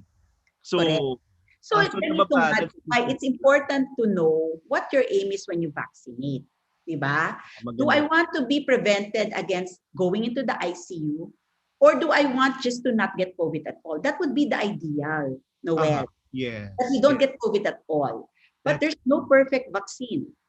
And even the present vaccines that we have now, you will see that there are people who have the measles shot. They will still get measles. That's true. So, ma'am, ang sinasabi nyo, kung ano na yung available na vaccine dyan, we take it na. Correct. Talaga. One of my Hinuhuli ko kayo doon, pero one of my colleagues who is an infectious disease, we asked that question, what's the best vaccine? And her answer was, the best vaccine is the vaccine that's available. Okay. Okay, may So natutunan. we can all dream about Moderna and all these things, but it's not coming, di ba? So hindi siya sabong panlaban na meron kang choices ng brand. Basta kung ano na lang yung nandun sa shelf, kukunin mo na, parang gano'n. Parang gano'n. Kasi nga, the vaccines are not for sale. You know, parang pinastrack sila to be available to the public because of health on social concerns, social health concerns. Okay. And so whatever can be given to us is what we have to receive. Okay. Palitan mo na yung pangalan mo, Vaccine Cruise. Dapat gano'n. Max, question. Any question? Okay, so before my question, I just want to say hi to Nessie. She told me Okay. she's lurking somewhere nearby. Okay. Okay, but for my next question, so in relation to fears and hesitations regarding the vaccine, because I do know people who have gotten one of the vaccines and one of them got flu-like symptoms after, but one became weak, vomited on top of other symptoms. So with these things happening, what can be done to assure the public that they will be taken care of for something like this? Like, are there protocols or procedures in place for people with these types of reactions?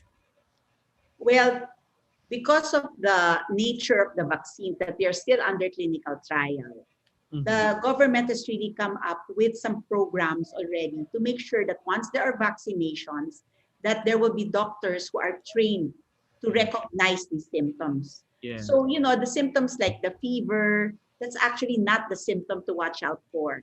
The symptom to watch out for are the rashes, especially the difficulty of breathing, and then the vomiting that occurs initially after.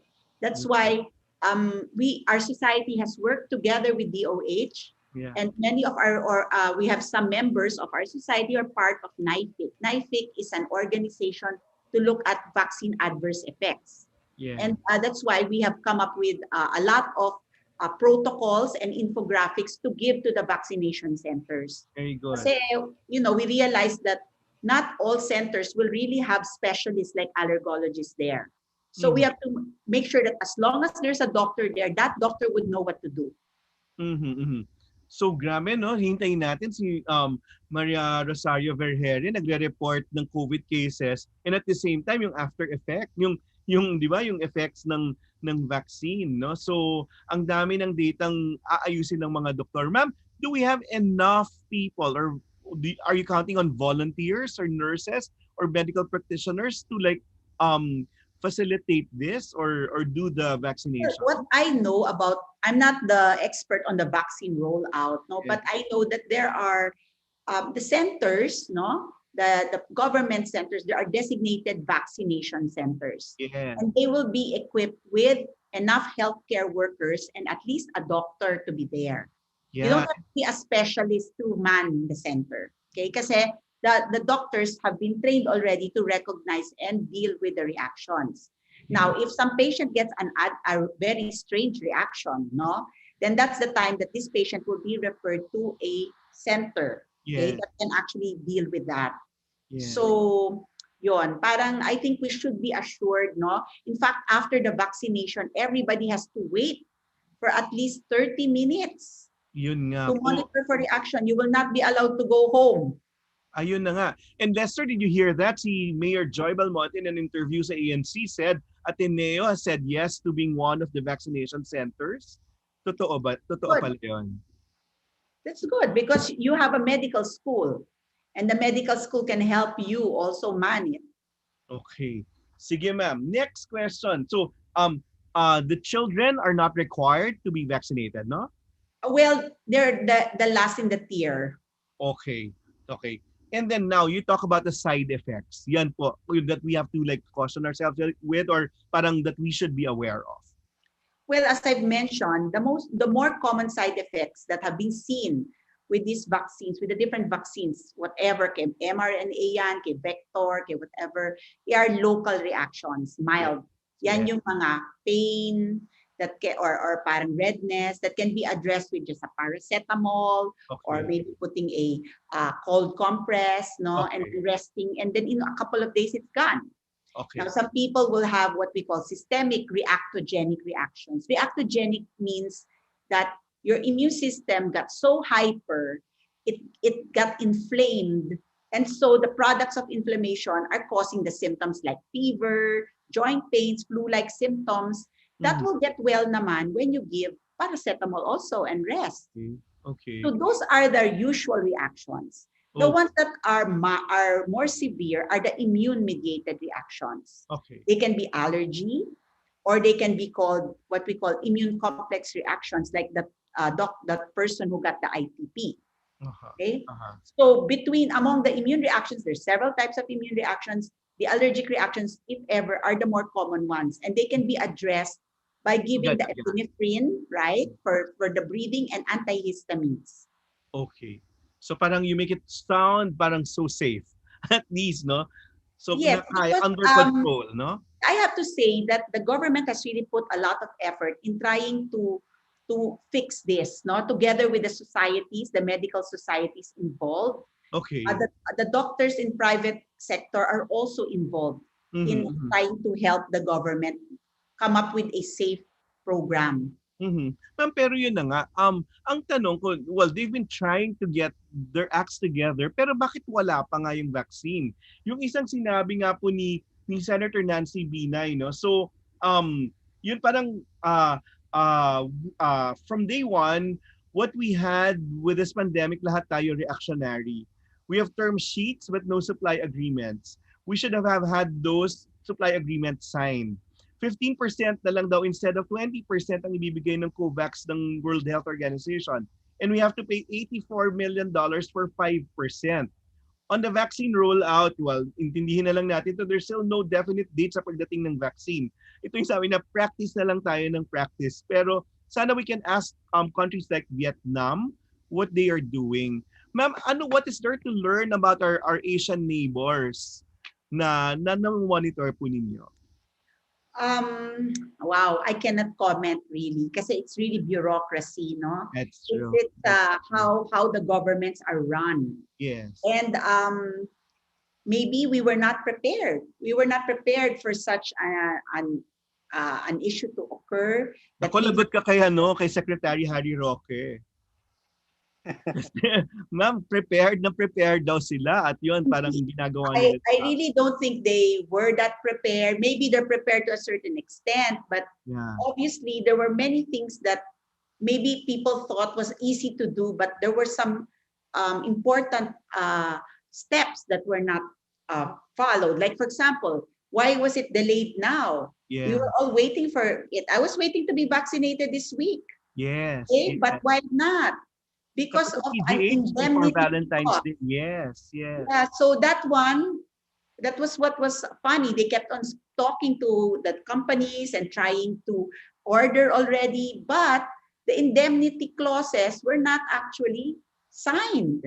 So why was it not signed? The government's now saying that the company did not tell them. They did not inform that was needed.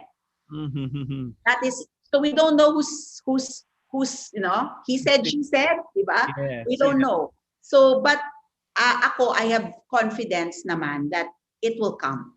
It will come, ma'am, but yun kunyari, nakakaiyak na sa Bangladesh nagpapabakuna na raw sila, pero tayo wala pa. Sabi ni Senator Mig Subiri. Some people said, pati sa Zimbabwe daw meron na. But the thing here is, unahan po ba to or paayusan din naman ng rollout?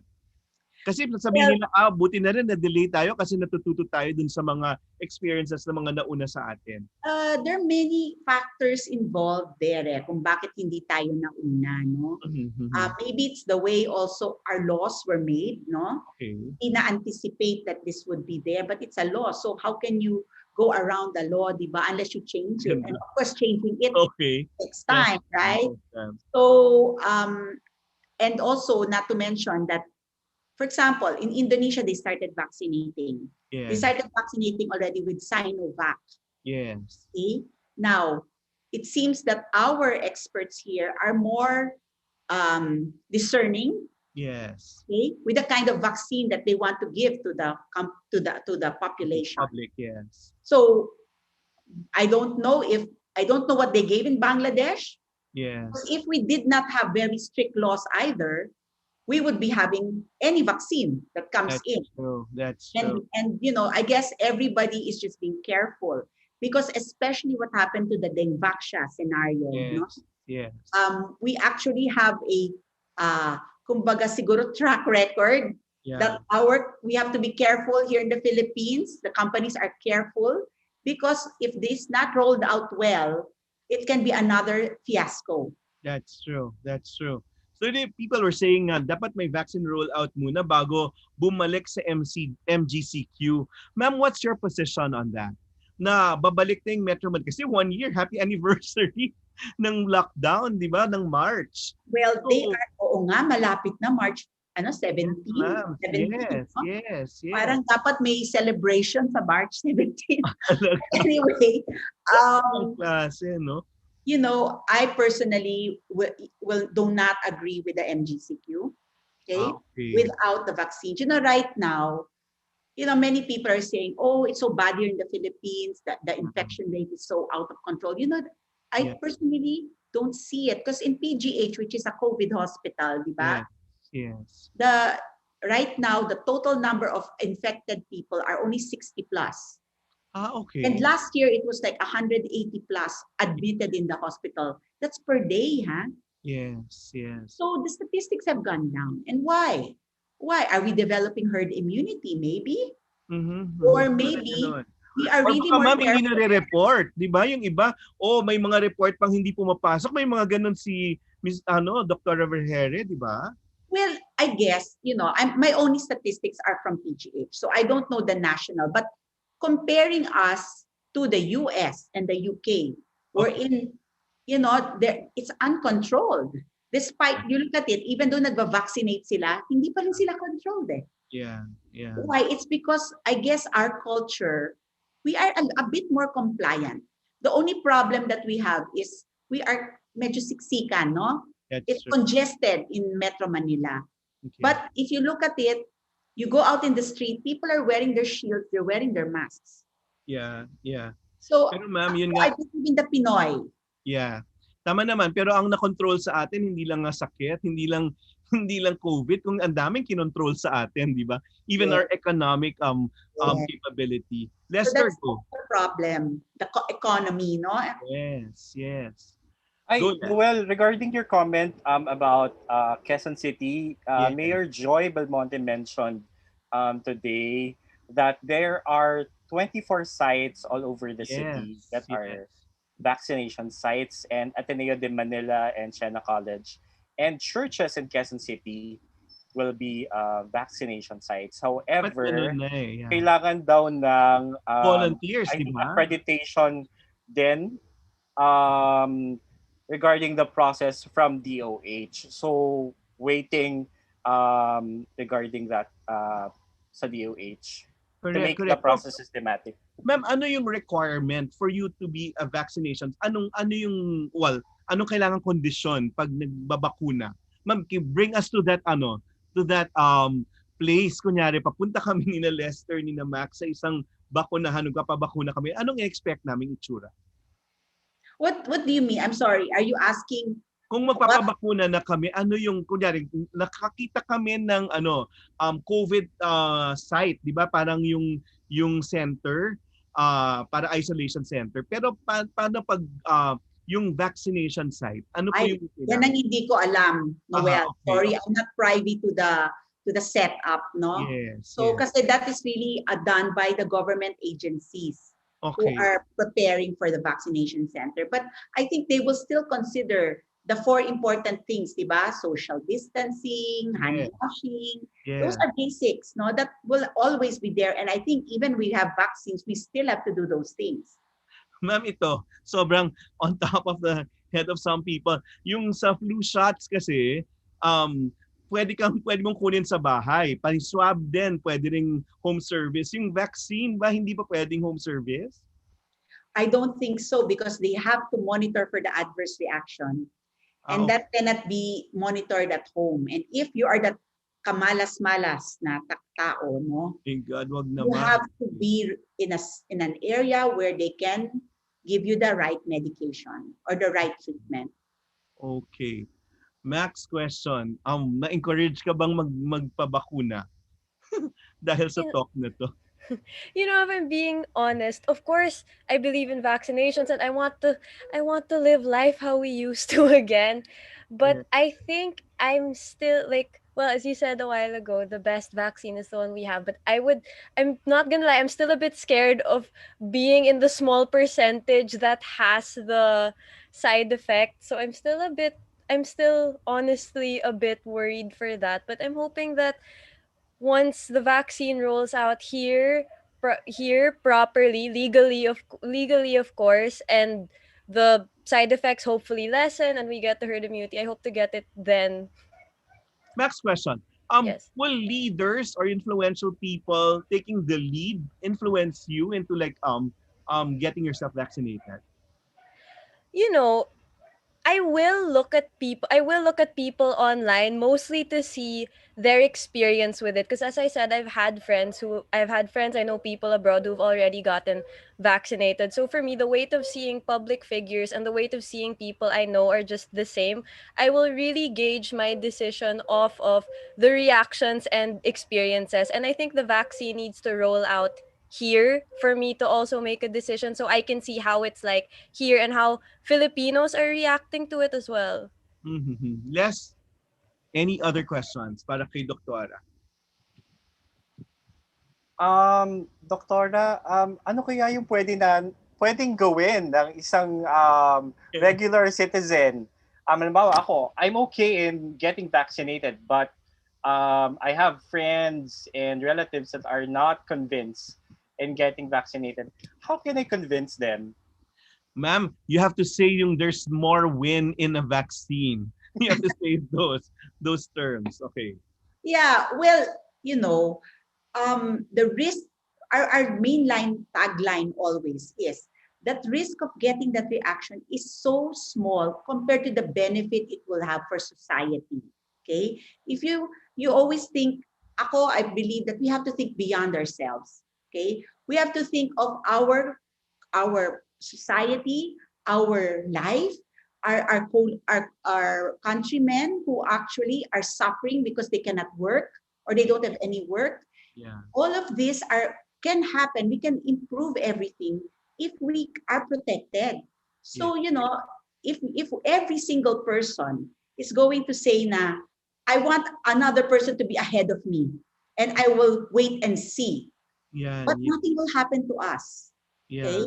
And I also believe that if when we have the vaccines, based on the data that have been shown to us, that the reaction rate is so low, and if ever it does happen, there are solutions to it. Mm-hmm. Okay? Hindi yung porket magkaroon ka ng adverse reaction, it cannot be addressed. Mm-hmm. Because there are also reactions to other vaccines that have already been used regularly that we don't even know about, yet we still have a vaccine, right? Yeah. So ito lang parang medyo masyadong hinahype. Okay? Yeah. I know that there are risks, but you always think of the social, and I've mentioned that moral responsibility to society. Okay? And to our economy, di ba? Kasi, okay ka sa bahay, nagtatago ka na lang, pero wala ka namang kakainin. Mm-hmm. Mm-hmm. Mm-hmm. Okay? Your quality of life is bad, your mental health is bad, because you cannot move on, you cannot live the life you're supposed to live. Sabi niyo nga parang additional protection from COVID, and then you may save lives, improve the quality of life, and enable economic recovery. Ma'am, timetable, hanggang kailan po ito yung sitwasyon natin na para ma-achieve yung herd immunity? Wow, we cannot answer that. Talaga? Not even next year, no? No, that, have you heard of the Spanish flu, di ba? Yes, They're ma'am. likening this to the Spanish flu that happened in 1918, if I'm not mistaken. Okay. That Spanish flu, they had no vaccines. But herd immunity was achieved after, I think, around 6 or 7 years. Okay. So but That was without vaccines. so things won't go back to normal. Not Parang right until away, after until the herd immunity is achieved. okay. And then MGCQ, ma'am, what's your stand again? Kasi yun nga, parang people are really bent on opening the economy. I've seen that. I'm still apprehensive, especially without the vaccines, that people want to go to the movie houses. They want, to travel around the Philippines. We're already in a relatively good place. Okay? I mean, with safety of COVID vaccines. And the WHO has already given a warning that if we open MGCQ, we might actually go back to square one. Ma'am, will the medical practitioners howl or at least like sound off pag ni-relax yung ganung restriction come May 1? There is a possibility because the Health Professional Association, a coalition, no, this is a HPAAC of doctors are concerned. No? Yes. We're actually the ones who are lobbying before na wag mo nang i-open yung GCQ. No? Yes. And I think so far, I haven't had any news about their stand now if MGCQ will occur. Ma'am, So, kasi kahit mga mayors, hating-hati, no? Parang so, we'll so what? I can't blame, like even the people, the businessmen, they're really trying their best to go back into to let the economy move. Yet, di ba, hirap na hirap din sila. I can't, it's a very, very difficult situation. That's true. Yun nga lang, pag lockdown ka, na okay lang naman sa atin, pero magbigay kayo ng ayuda. Yun talaga kasi hindi pa used up, ma'am, yung budget ng Bayanihan 1 and 2. Di ba? So parang hindi pa na-roll out din yun. So your position is walang pag-open ng restrictions until may vaccine. Yes, that's my personal opinion. Okay. Ma'am, final words. Kinonsensya nyo na kami ng sobra. Pero final words before you go to your client. Go. So I just want to tell the public na yes, there are risks for the vaccination. There are risks for these vaccines. There's also no one vaccine that we can consider as superior. Okay, there's also no vaccines yet in our country, but we have to look forward because this is the only hope we have. Okay, there is no anything that's going to wipe this all out and put us back to square one. We have to work together. We have to try to let our society go back to its old ways, and so that we can also just live our lives, how it was before. I mean, it's not perfect, but we have to try and we have to do it together. Because if there's a group that will not join in the efforts, then we will not achieve our goals. Maraming salamat, ma'am. We'll wrap up the show in a few minutes, but thank you very much for joining us. And yun, tama rin yung pangungonsensya kasi in the end, no, pag hindi tayo sama-sama dito, we won't be able to achieve what we want, yung herd immunity. Maraming salamat, but we have like educate really the public or assure them that things will be okay. Yes, and also that the doctors are here to help and monitor the reactions. So if you are really fearful of the reactions, there are solutions. Okay, it doesn't mean if you react, doesn't mean something will happen to you that is really bad. You know what I mean? Oh, we'll call you, ma'am, whatever happens, huh? You can call our experts in the Philippine Society of Allergy, Asthma, in Immunology, www.psaai.org. You can post questions there. Last, mag-happy anniversary ba tayo sa lockdown or mag-MGCQ tayo? What do you think? Ako magla-lockdown. Talaga? Okay. We'll see kung tama kayo. Textan tayo. Thank you, Dr. Marysia, Recto. Maraming salamat. Now we go to you, Max and Les. Okay, let's tie this all up from voters registration to vaccination. Ano yung final messages? Les, ikaw. Siguro ako, I'd like to quote Pope Francis, no? Regarding his interview about the vaccine. Ang sabi niya, I believe that morally everyone must take the vaccine. It is a moral choice because it is about your life. But also the lives of others. Kumbaga, parang hindi lang sariling buhay, kundi buhay din ng mga taong nakapaligid sa atin. Tapos regarding siguro sa pagboto, kung tayo ay maraming concerns sa kung paano ang pamamahala ng ating gobyerno, siguro simulan natin sa pagrehistro at kung tayo ay registered already, we need to educate ourselves. If you are in the position, volunteer for voters education and help educate the public to make an informed and educated choice for the upcoming elections. At kung yung COVID tinatry natin i-eradicate, no, yung mga leaders na talagang nakita nating non-performing o yung parang ganito yung kinasadlakan natin, yung naghatid sa atin sa ganitong sitwasyon. Please, yun parang let's change, di ba? Baguhin. Yes, Mac, go.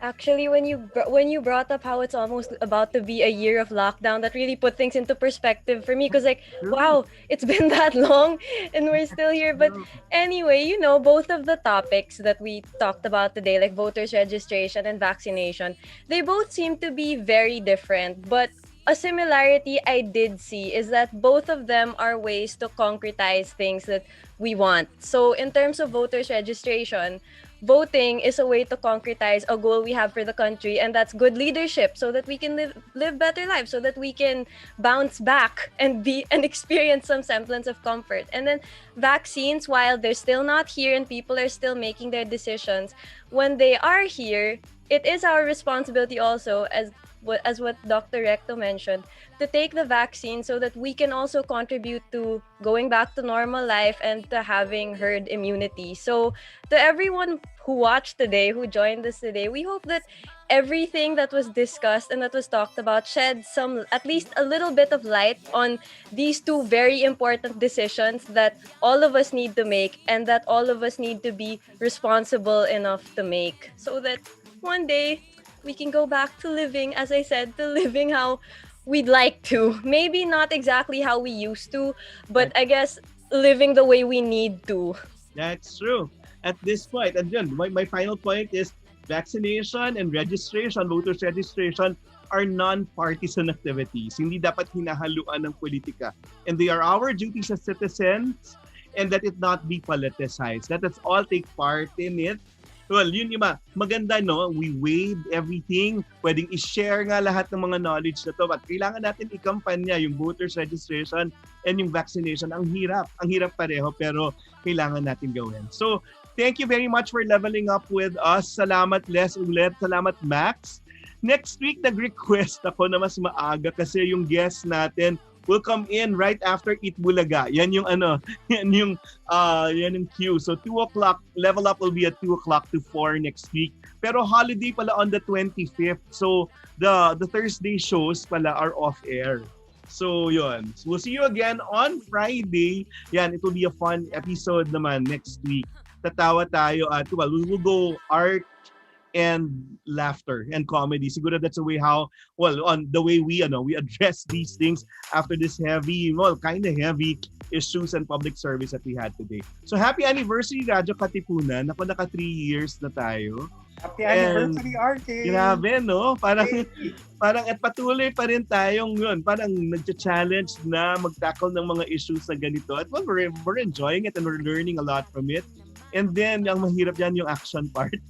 Now we know, now we're more knowledgeable, pero yung magpaturok at pumunta at magkampanya, sabi nga Lester, mangampanya para mag-register yung mga tao, kakaiba, lalo na nandun pa rin yung reality ng COVID.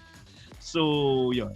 So, let's continue leveling up. Maraming salamat and happy weekend, everyone. Thanks, Max. Thanks, Les. Thank you. Thank you.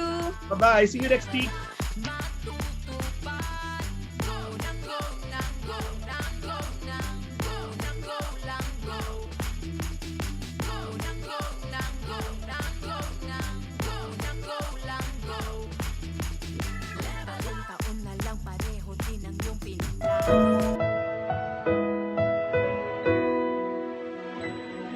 Di kailanman mapipigilan pagbuhos ng ulan.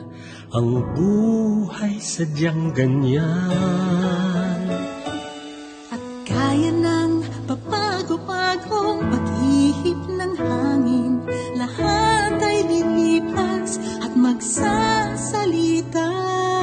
Huwag kang mabahala, huwag mataranta, hindi kailangan ang mag-alilangan pa. Isipin mo laging nandito lamang ang aking balikat, sa'yo'y nakaabang. Asahan mo, hindi ka iiwan sa mundo. Lahat may hangganan, asahan mo. Wala nang atrasan sa iyong bawat hakbang na pupuntahan. Pangako kailanman, agad akong nandyan. Sang tawag mo lang.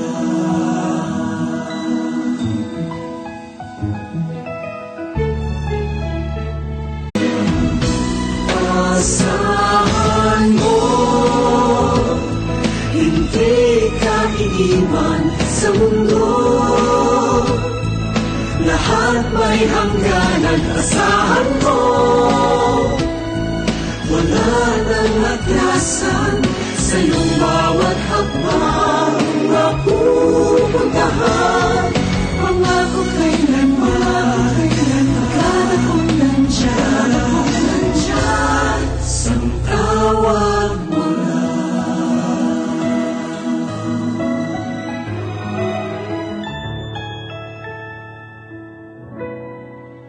Sang tawag